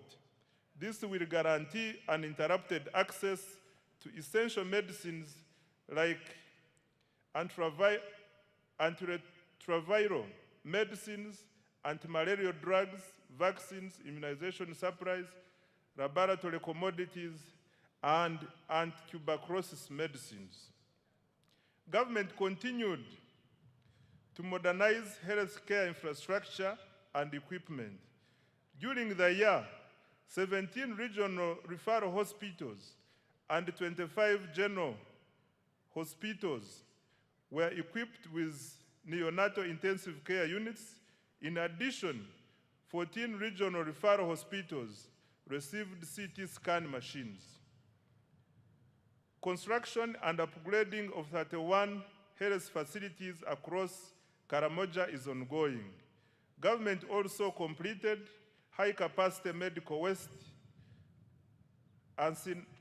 incinerators in Fort Portal, Guru, Mbarara, KCCA, and Lira. Busorwe, Gombe, Kaworo hospitals were also rehabilitated.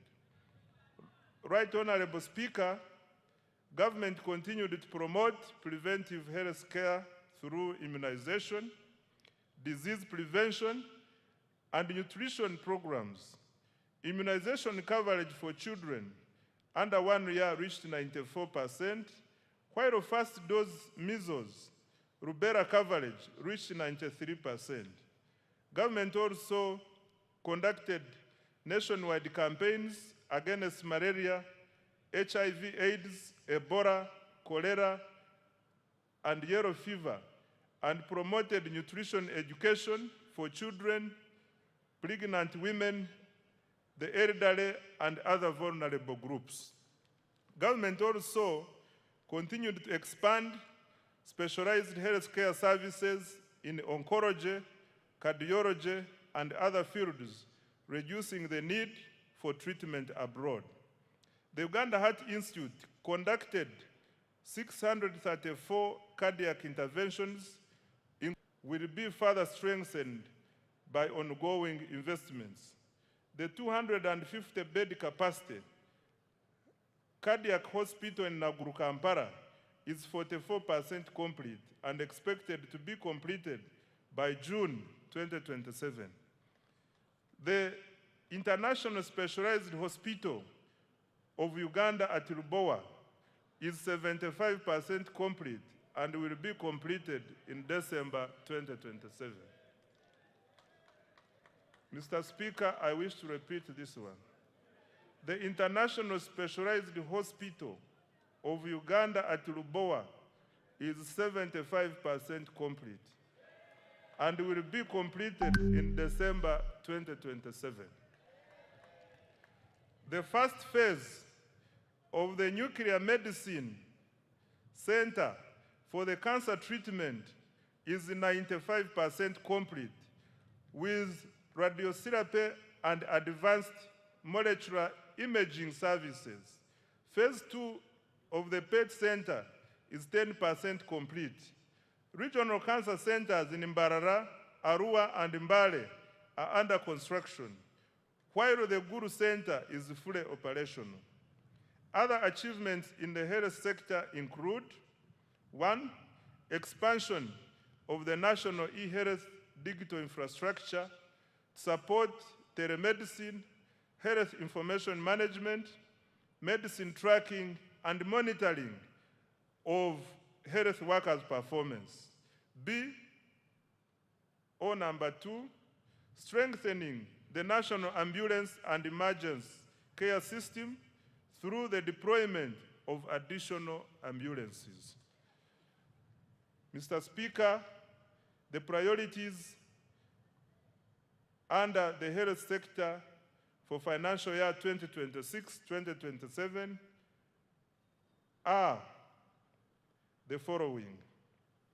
Government has allocated Uganda shillings 5.23 trillion for the health sector in financial year 2026-2027. The funding will focus on number 1, maternal and child health, 2, nutrition improvement, 3, expanded immunization, 4, prevention and treatment of non-communicable diseases, 5, provision of essential medicines, 6, strengthening specialized healthcare services, 7, improving emergency response systems, 8, exploring feasible pathways towards universal health coverage. I now come to water and sanitation. Mr. Speaker, the objective is to ensure universal access to safe water and sanitation services. I now come to education, skills, and sports.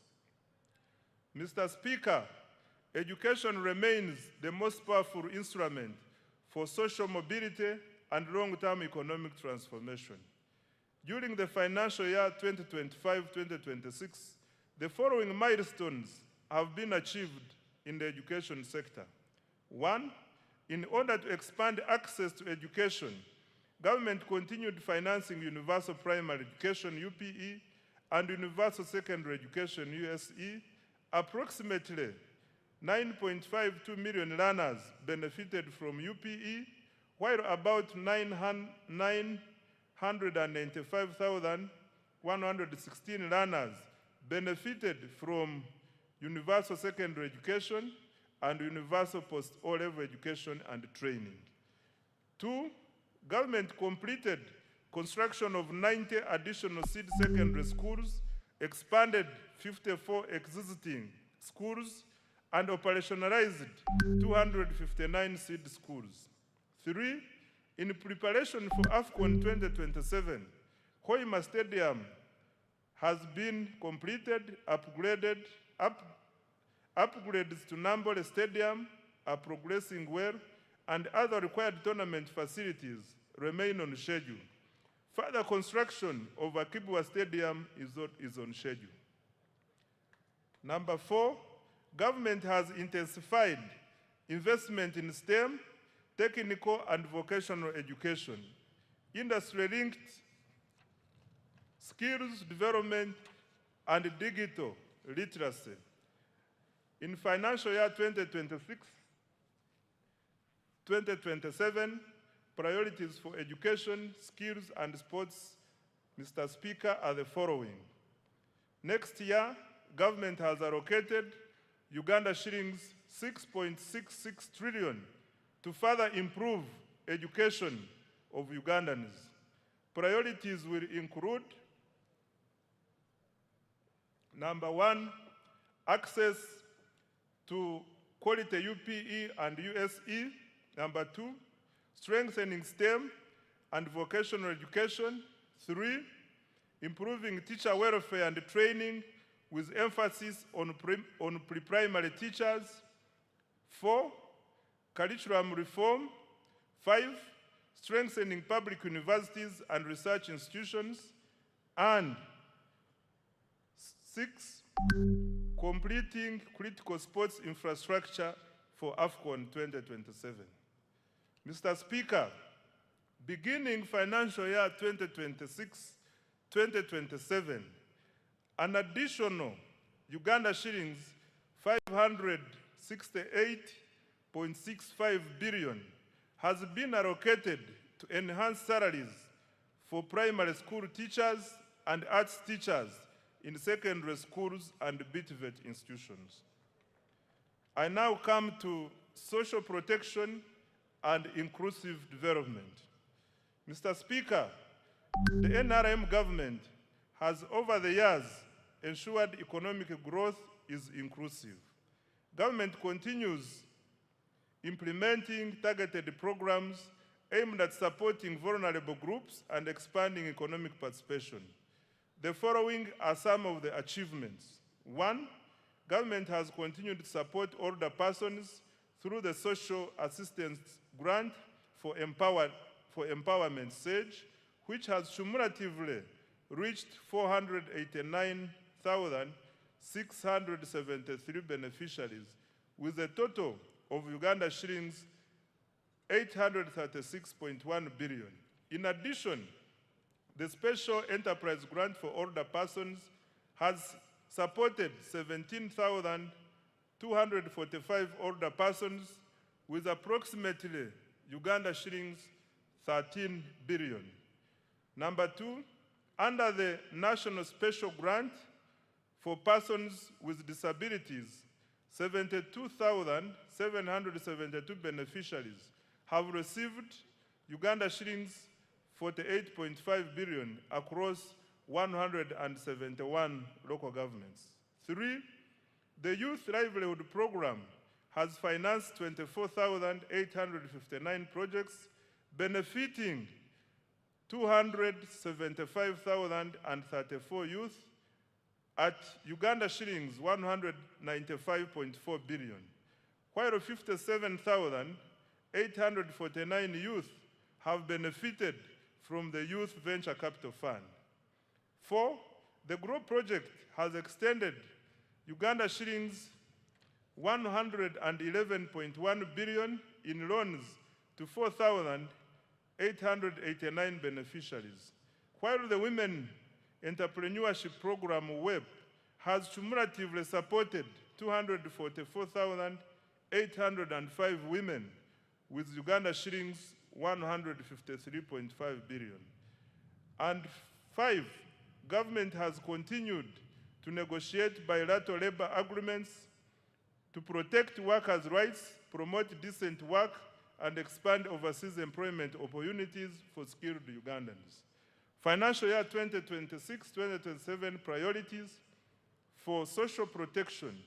Mr. Speaker, sir, next financial year, government has allocated Uganda shillings 173.55 billion for social protection, which will focus on 1, expanding economic empowerment programs, 2, strengthening labor standards, 3, supporting youth employment initiatives, 4, promoting women's economic participation, 5, enhancing social protection systems, and 6, establishing a robust labor market information system.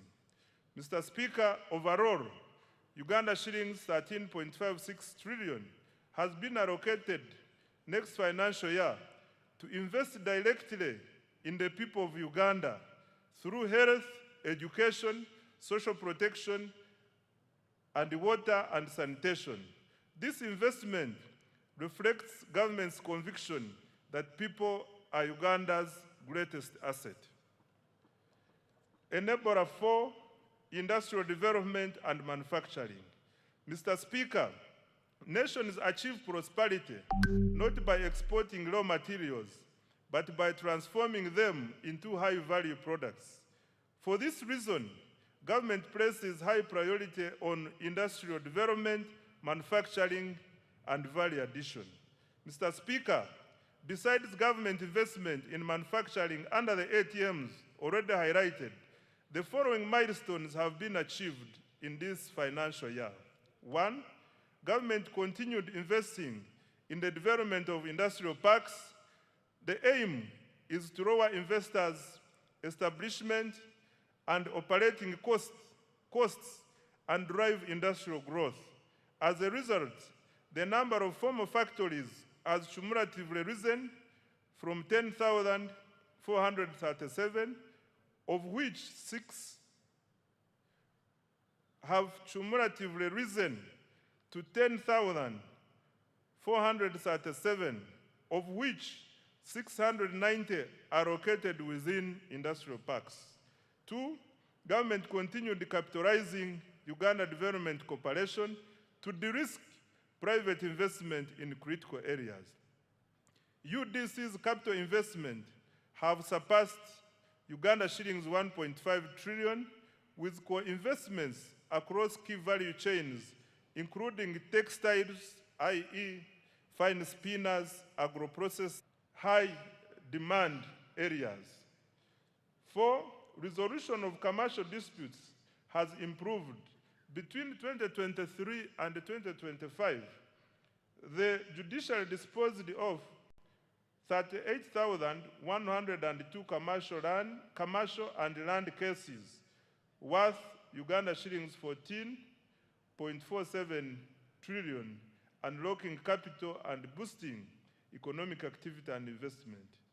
Promotion of alternative dispute resolution has been scaled up, resolving over 8,000 cases in fact and effective representation.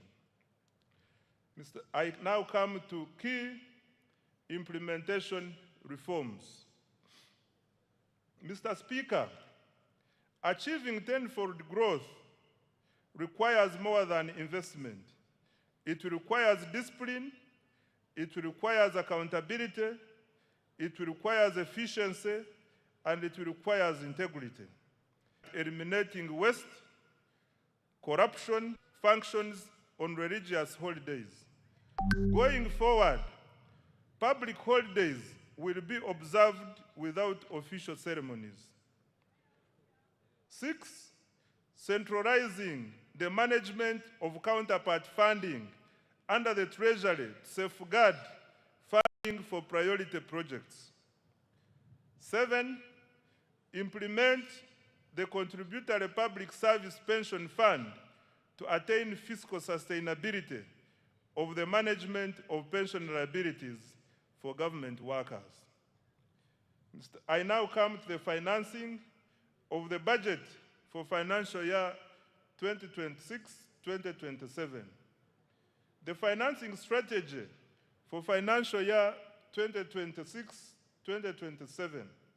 Mr. Speaker, the financing strategy for financial year 2026-2027 seeks to create additional fiscal space to finance government priorities while maintaining debt sustainability.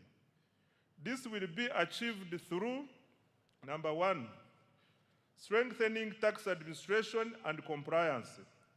2, introducing targeted tax policy measures to increase domestic revenue. 3, mobilizing concessional financing from development partners and international financial institutions. And 4, expanding alternative sources of financing, including public-private sector partnerships, venture capital, innovative instruments such as Sukuk, and listing of commercially viable public enterprises on the stock exchange. Resource envelope. Right Honorable Speaker, the total resource envelope for financial year 2026-2027 is 84,391,743,343,426 shillings. This is detailed as follows. 1, domestic revenues, Uganda shillings 45.96 trillion, of which 40.16 trillion is tax revenue,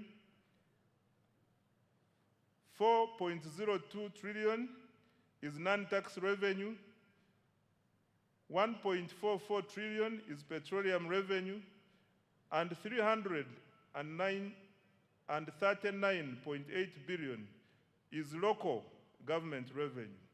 2, domestic borrowing, Uganda shillings 11.97 trillion.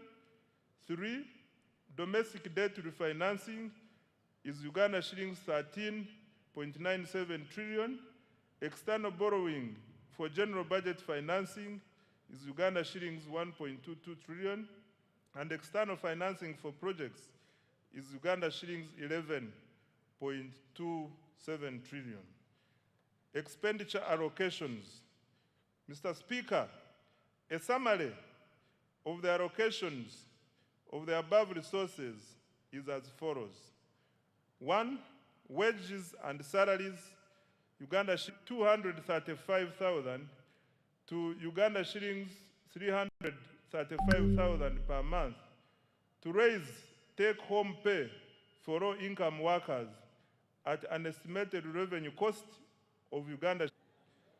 2, motorcycles at first registration from Uganda shillings 200,000 to Uganda shillings 500,000 to generate 26 billion. 3, single-use plastics from 2.5% or US dollars 70 per ton to 25% or US dollars 1,500 per ton to protect the environment and raise 10 billion. 4, cooking oil from Uganda shillings 200 to Uganda shillings 400 per liter to generate 25 billion. 5, cement from Uganda shillings 500 to Uganda shillings 750 per 50 kilograms per bag to generate 15 billion.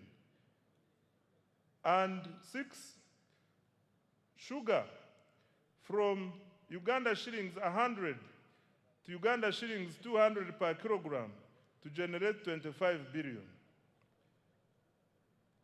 Introduction of excise duty on selected products as follows. 1, locally manufactured paints and varnishes at 3% or shillings 50 per liter or kilogram, whichever is higher, and imported paints and varnishes at 10% or Uganda shillings 2,000 per liter, whichever is higher, to generate 24 billion. And cooking fat at shillings 500 per liter or kilogram to generate 15 billion. On stamp duty, Mr. Speaker, a modest stamp duty has been introduced. In conclusion, Mr. Speaker, Uganda has become a land of opportunity and promise. Our economy has expanded to United States dollars 69 billion and is projected to grow at a double-digit rates driven by strong export performance, fast oil, and sustained wealth creation interventions.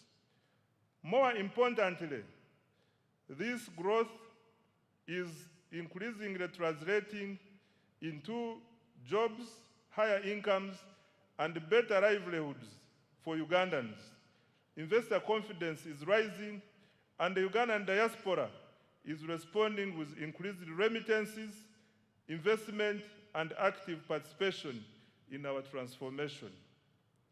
This budget aims to accelerate the attainment of the tenfold growth strategy.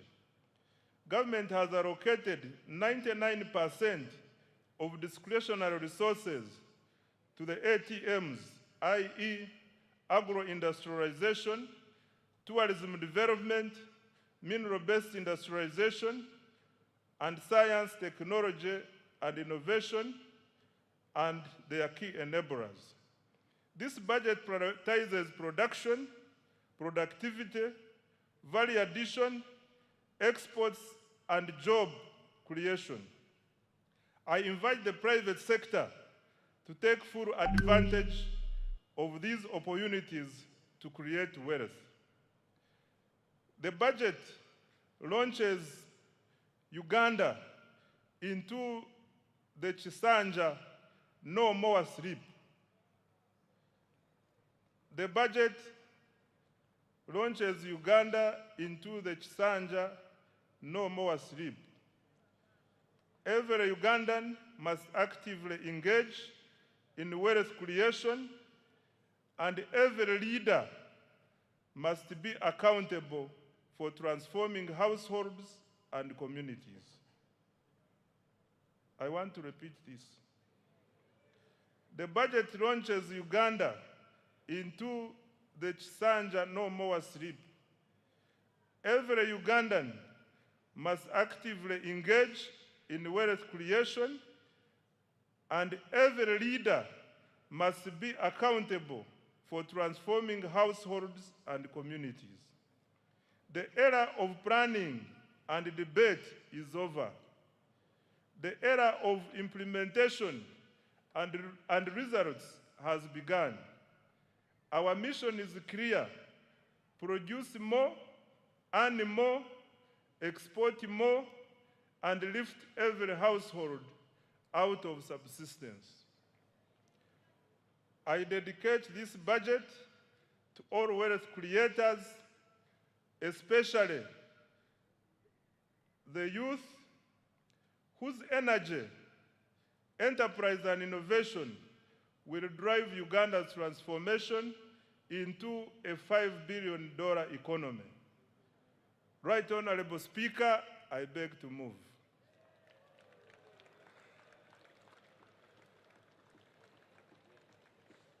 Thank you very, very much.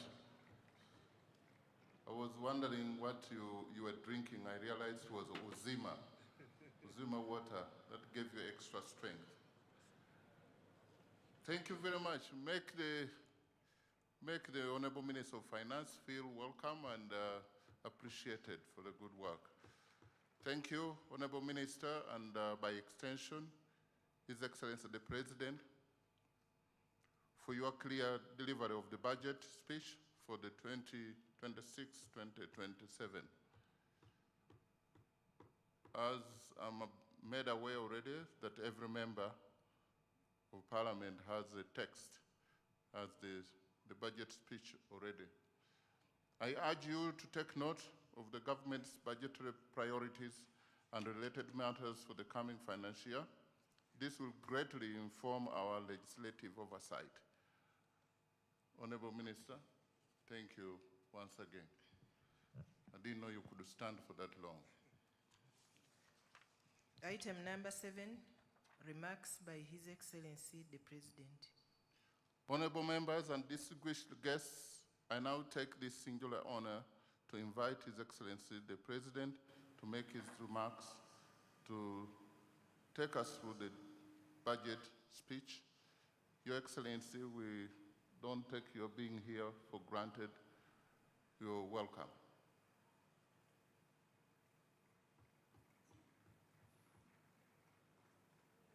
If you really want to stamp your feet, please do it. You have the permission of the chair, of the speaker. Thank you. Her Excellency the Vice President, thank you so much. Her Excellency the Vice President, the Right Honorable Speaker of Parliament,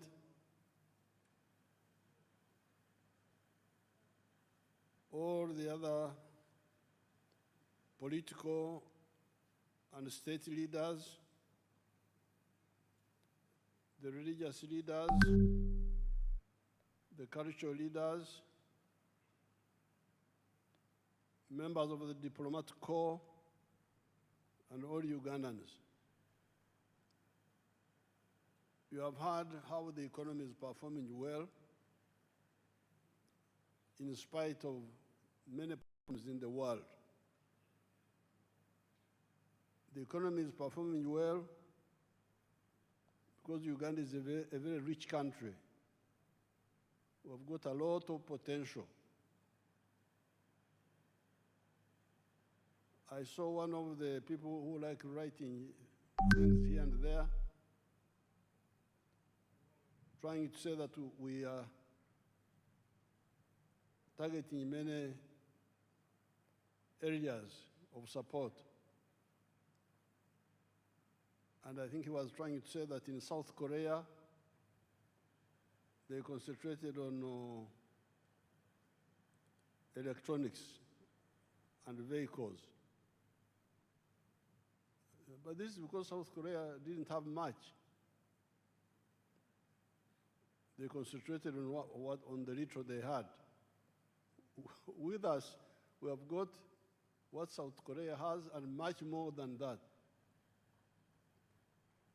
So that's why I really don't listen so much to people who are running around panicking and so on. What is crucial is clarity here within Uganda about our potential. And the next most important thing is the African market, because when you produce, you must sell. And Africa is our sure market, and then we can add other markets. So this growth of 6.4% is really still modest. As you heard, next year, the growth will go to 10.2% because of the petroleum.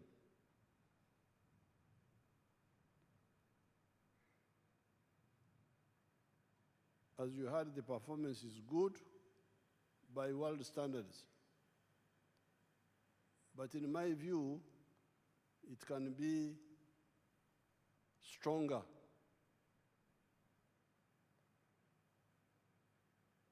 I have been, I'm from the communities of this place, indigenous communities here, and I've been following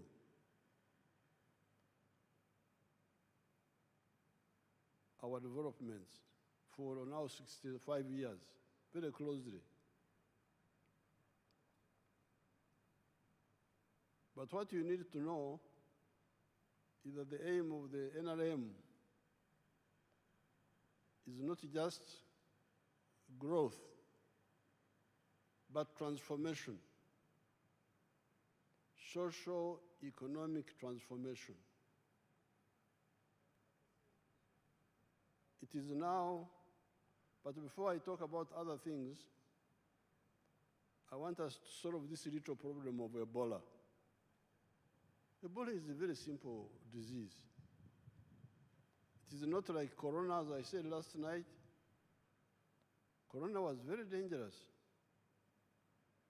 because it was spreading by, when I took a group photograph with you people without my mask, I got Corona.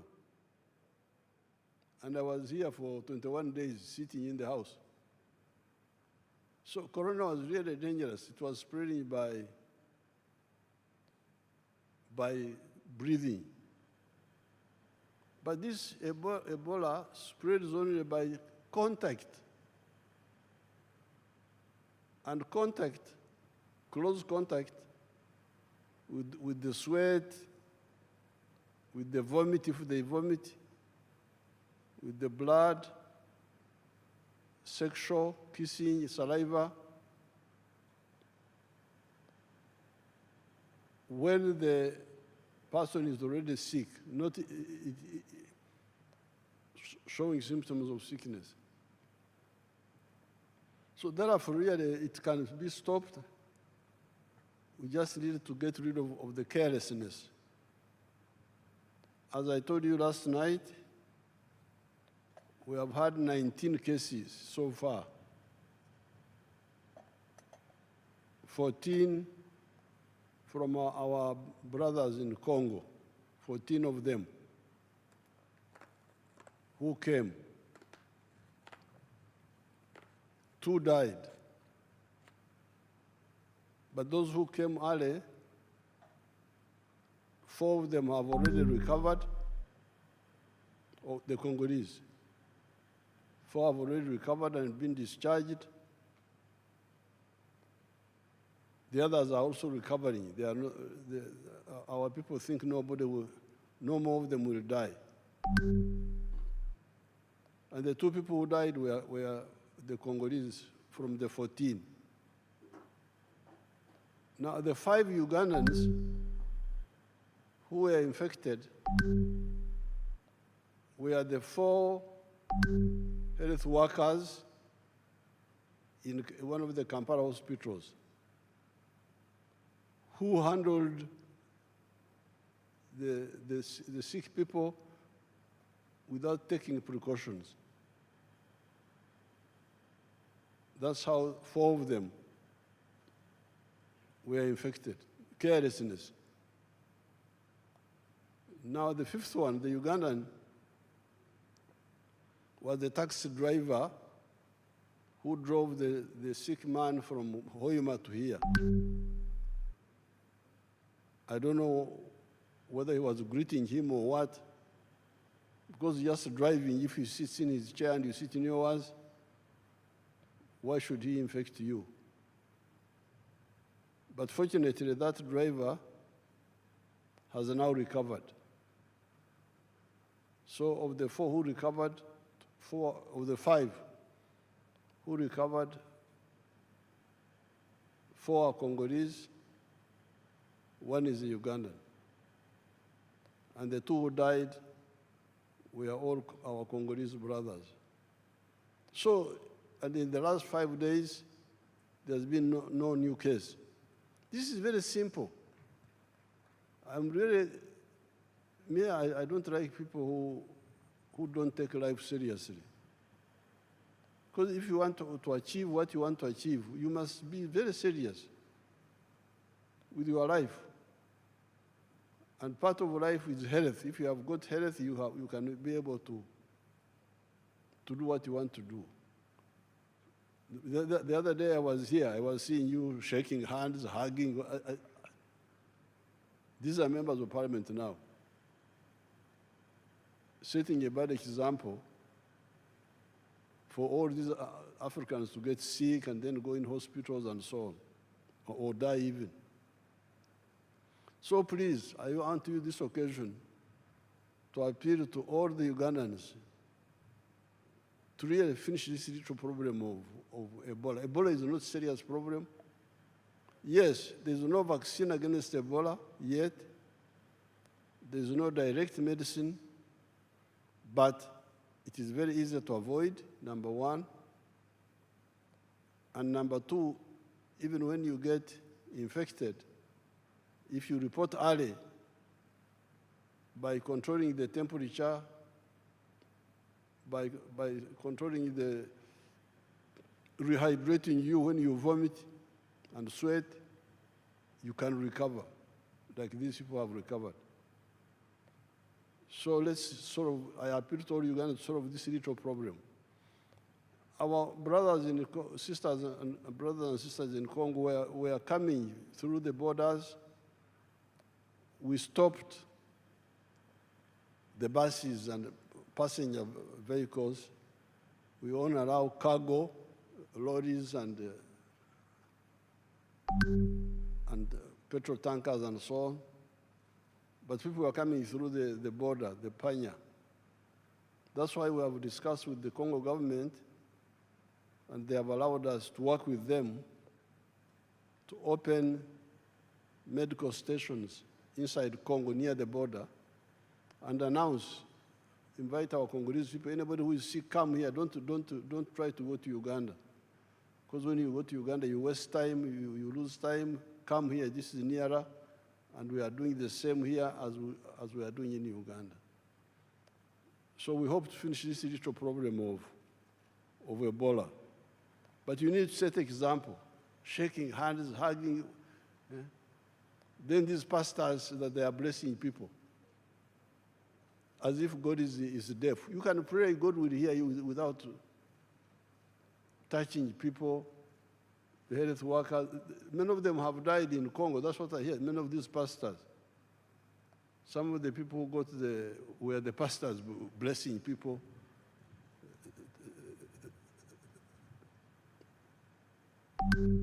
Now, coming to the houses one by one. Now, when we were in the bush, we studied this and we put out our document, 10 points program.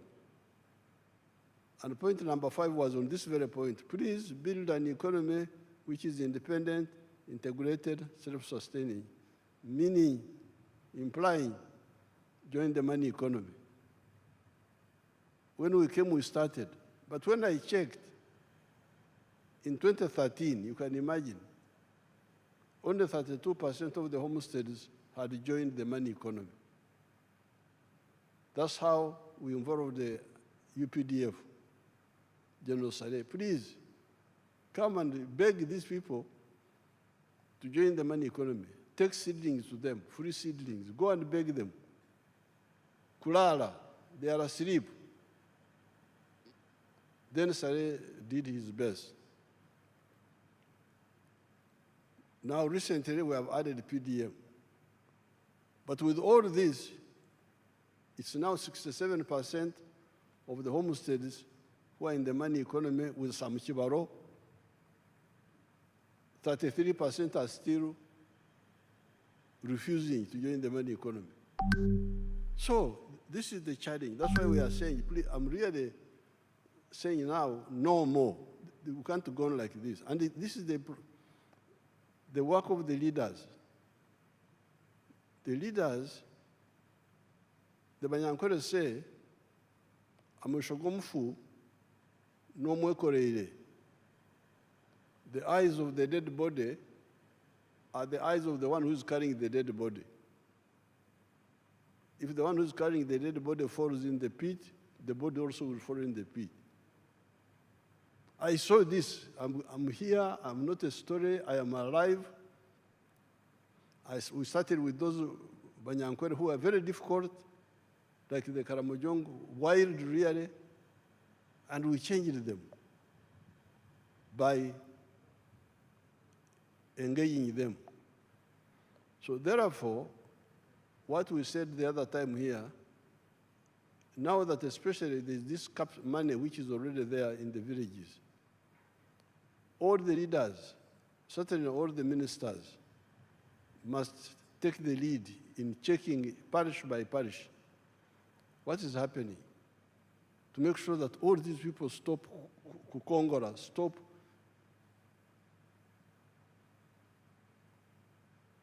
cheating us. We work, they don't work. They are there, but they want services. They want medicine, they want education, they want security, but they don't contribute. They're just sitting there in their homes and not engaging in the money economy. So although we have done very well, this very good performance, and all of them, not necessarily with the Chibaro. Some of them do without the Chibaro. But there are 33% who are Wako Pembeni, they are on the side. Suppose they were also part of this, would be much further.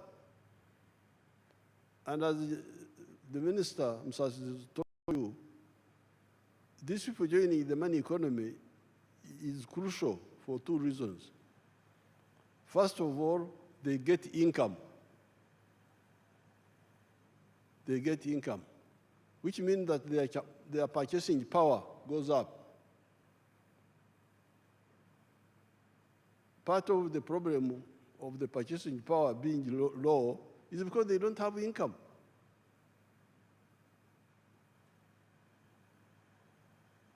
I am a wealth creator. I produce milk. But if you look at the figures, the production of milk is now as I was telling you the other day, 5.4 billion liters. But the internal consumption here is only 800 million liters. So that's why you hear we say there's too much milk in Uganda. We must export. But this is an artificial situation. Because with 48 million people, if each one was drinking the milk he's supposed to drink, 210 liters per year, so that you keep mouth in your teeth, you keep your bones, would need 9.6 billion liters of milk. What we are producing now would not be enough. So we are saying there is surplus milk because there is underconsumption. Why is there underconsumption? Because people have no money. They can't buy. The per capita consumption now of milk is now 60 liters. 1/3 of what a human body needs. But this has gone up because in 1986, it was 18 liters. You can imagine. That's why people have no teeth in their mouth because there's no. the teeth have gone out because they don't have enough calcium. So therefore, this budget is no more Kongora. No more Kongora. No, Kongora is when you work and others just lean on the hoe in the village. No more Kulala. As you heard, a big budget, part of the budget is on infrastructure, on the roads, the railway, the pipeline, the airports, the waterways, electricity, irrigation. These are all, as the minister was saying, enablers to enable production to be done cost effectively, low cost of doing business in Uganda. Now, then the other challenge is on the service delivery. Again, that's where you, the leaders, must come in. Because medical care, Health Center 3, is in every sub-county. These sub-counties are in Uganda. They are not in Congo, they are not in Kenya, they are here. Why should there be no medicine in the health center? Maybe that medicine has been stolen, but the member of parliament doesn't know and doesn't follow up. And people are crying. Then you have the government officials, the Gombora chief. That's why the local government must be very, very strict.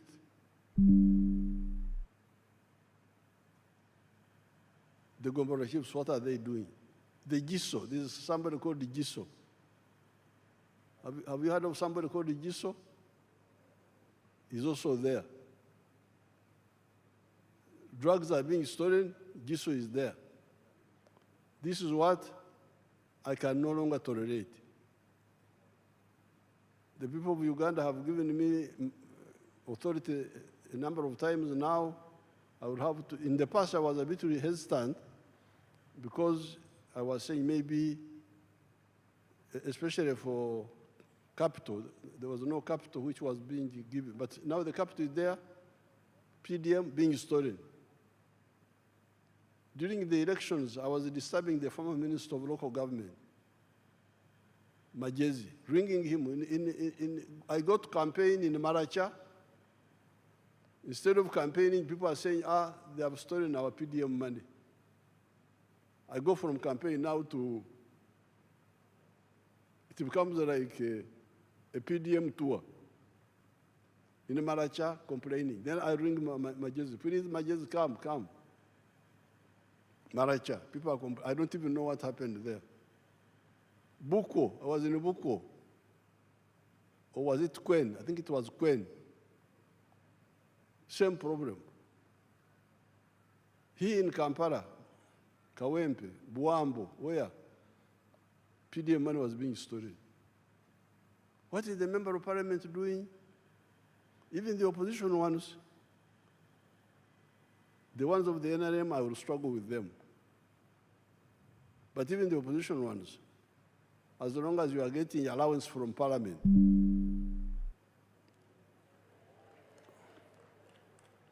and you don't go to check what is happening, I would ask you, the Attorney General, to see how I can deal with you also. Because if you don't want to monitor, don't take the allowances.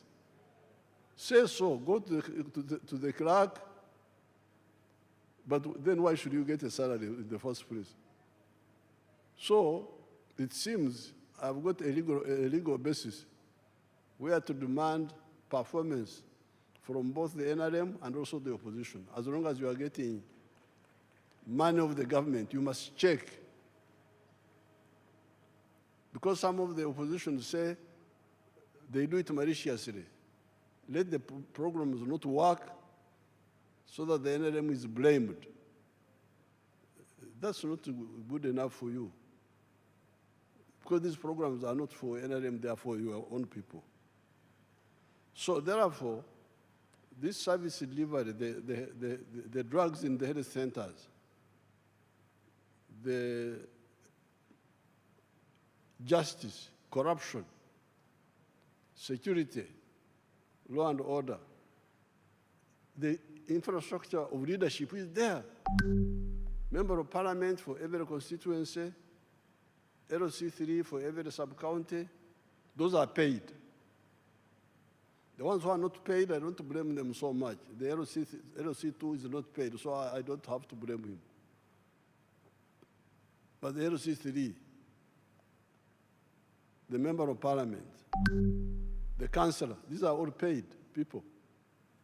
They must monitor, and then the government people must monitor. And local government must monitor them, the chief administrative officer. That's why I put in local government some people that people have been saying they are cantankerous, quarrelsome, like Barugahara and Namere. Namere is famous for quarreling, so you go and quarrel with them.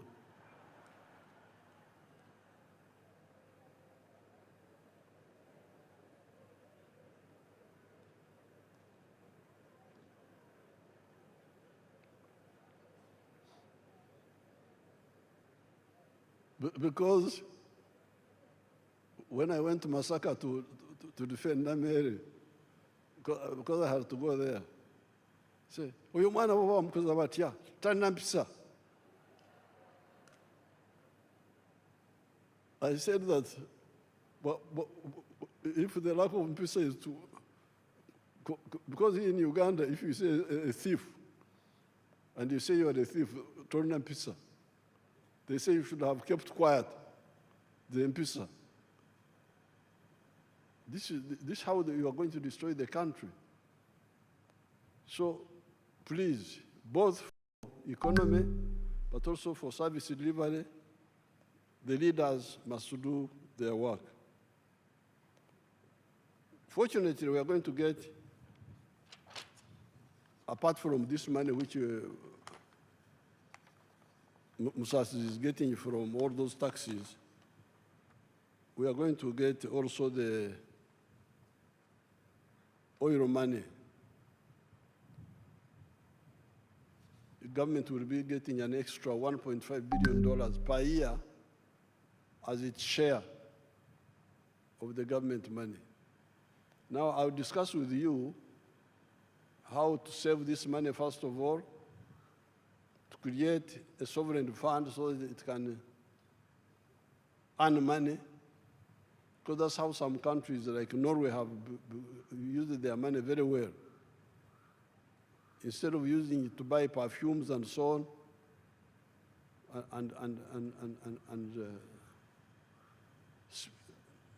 and whiskers, they put their money somewhere and it is gaining interest.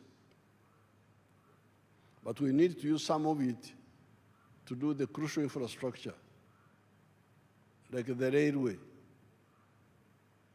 We need to have the railway with Kenya and with Tanzania and with Congo and South Sudan and Rwanda, the ones near us, so that all heavy cargo moves from the road to the railway.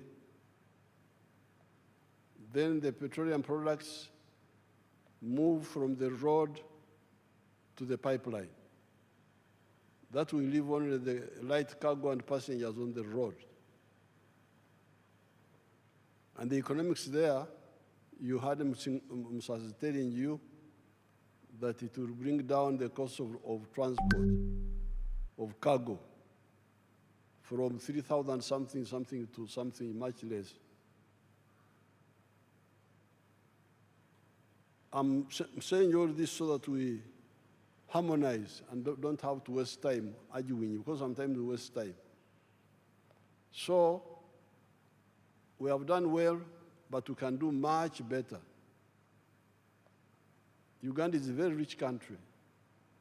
Now, finally, I'll get time and talk about the environment. and the trade order, where we had to remove some of our people from the roadsides and all that chaos which was here. I want to really you people to support this. Don't go on with the cheap politics of misleading our people. Because a country is like a human body. This human body has got many systems which must work in the way God designed them. Breathing, you breathe. There is a whole system, how you breathe. Blood circulation, there is a whole system of how the blood circulates. Seeing, there is a whole system how you see. Hearing, there is a whole system of how you hear. Each system is separate but coordinated by the command post, the brain. Eating, the whole system. Diverse, specialized, but coordinated. Now you cannot say that because I want to eat, I put the food in the ear. I put food in the ear that I want to put food in the ear. Or in the nose. No, the nose is not for food. Sometimes when you are in the hospital in a bad situation, they can pass for sometimes some of the food through the nose. But you can't stay like that for long. Food must be through the mouth and the throat and the stomach. The nose is for breathing. The ears are for hearing. This is how the country is. The road is for vehicles, and the sidewalks are for passengers.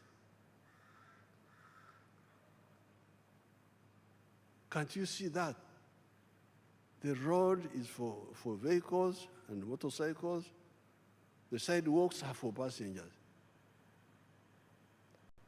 The market, if you want to sell, you sell in a shop or a market or a supermarket. But you now say, no, I want to sell on the roadside. Really, this is not for that. This is for walking.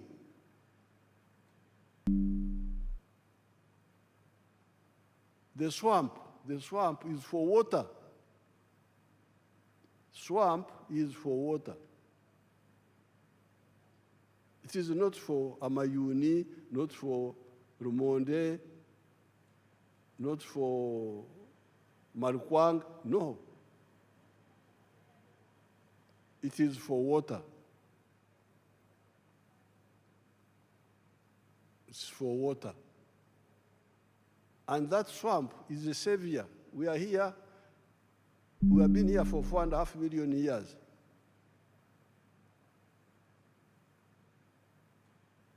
And these things came recently, the permanent buildings, vehicles. What was sustaining us were our swamps and our forests. Even when our level of science was very low, not so much, the swamps and the forests kept us here, and the grass. Now you want to destroy that, and you say you are a Ugandan? No. What are you looking for in the swamp? Swamp is for water. When the Chinese came, they misled some of our people to grow rice in swamps. This was see how the swamp should look like. That's a real swamp. Papyrus, water, that's how it looks like, the way God created it. And we can use it like that. So therefore, this standing upside down, wanting to eat through the ear, through the nose, not through the mouth. You put food in your eye that you are eating. This is suicide. Even this Ebola you are talking about, why didn't we have Ebola in the past? I had never heard of Ebola. We had other diseases, but we have never had, historically, I've never had, except recently. And I think it is because people are invading the habitats, part of the problem, the habitats of these animals in the forest. Show them the picture of Nabanja, how Nabanja was saving Bugoma forest. They showed it a bit here.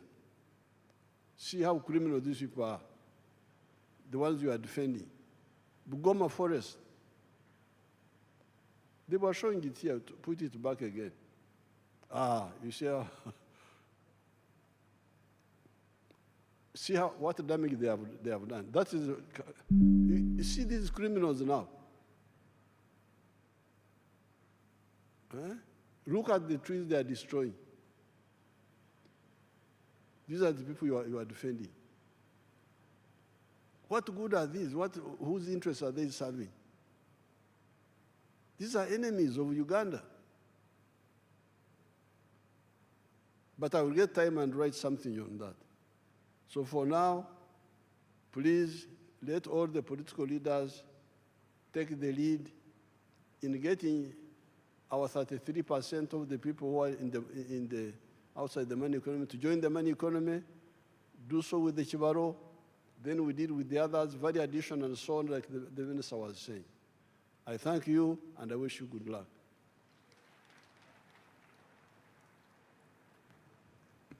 Thank you, Your Excellency, for the successful delivery of the budget speech for the financial year 2026-2027. On behalf of Parliament, I pledge our commitment to effectively apply our mandate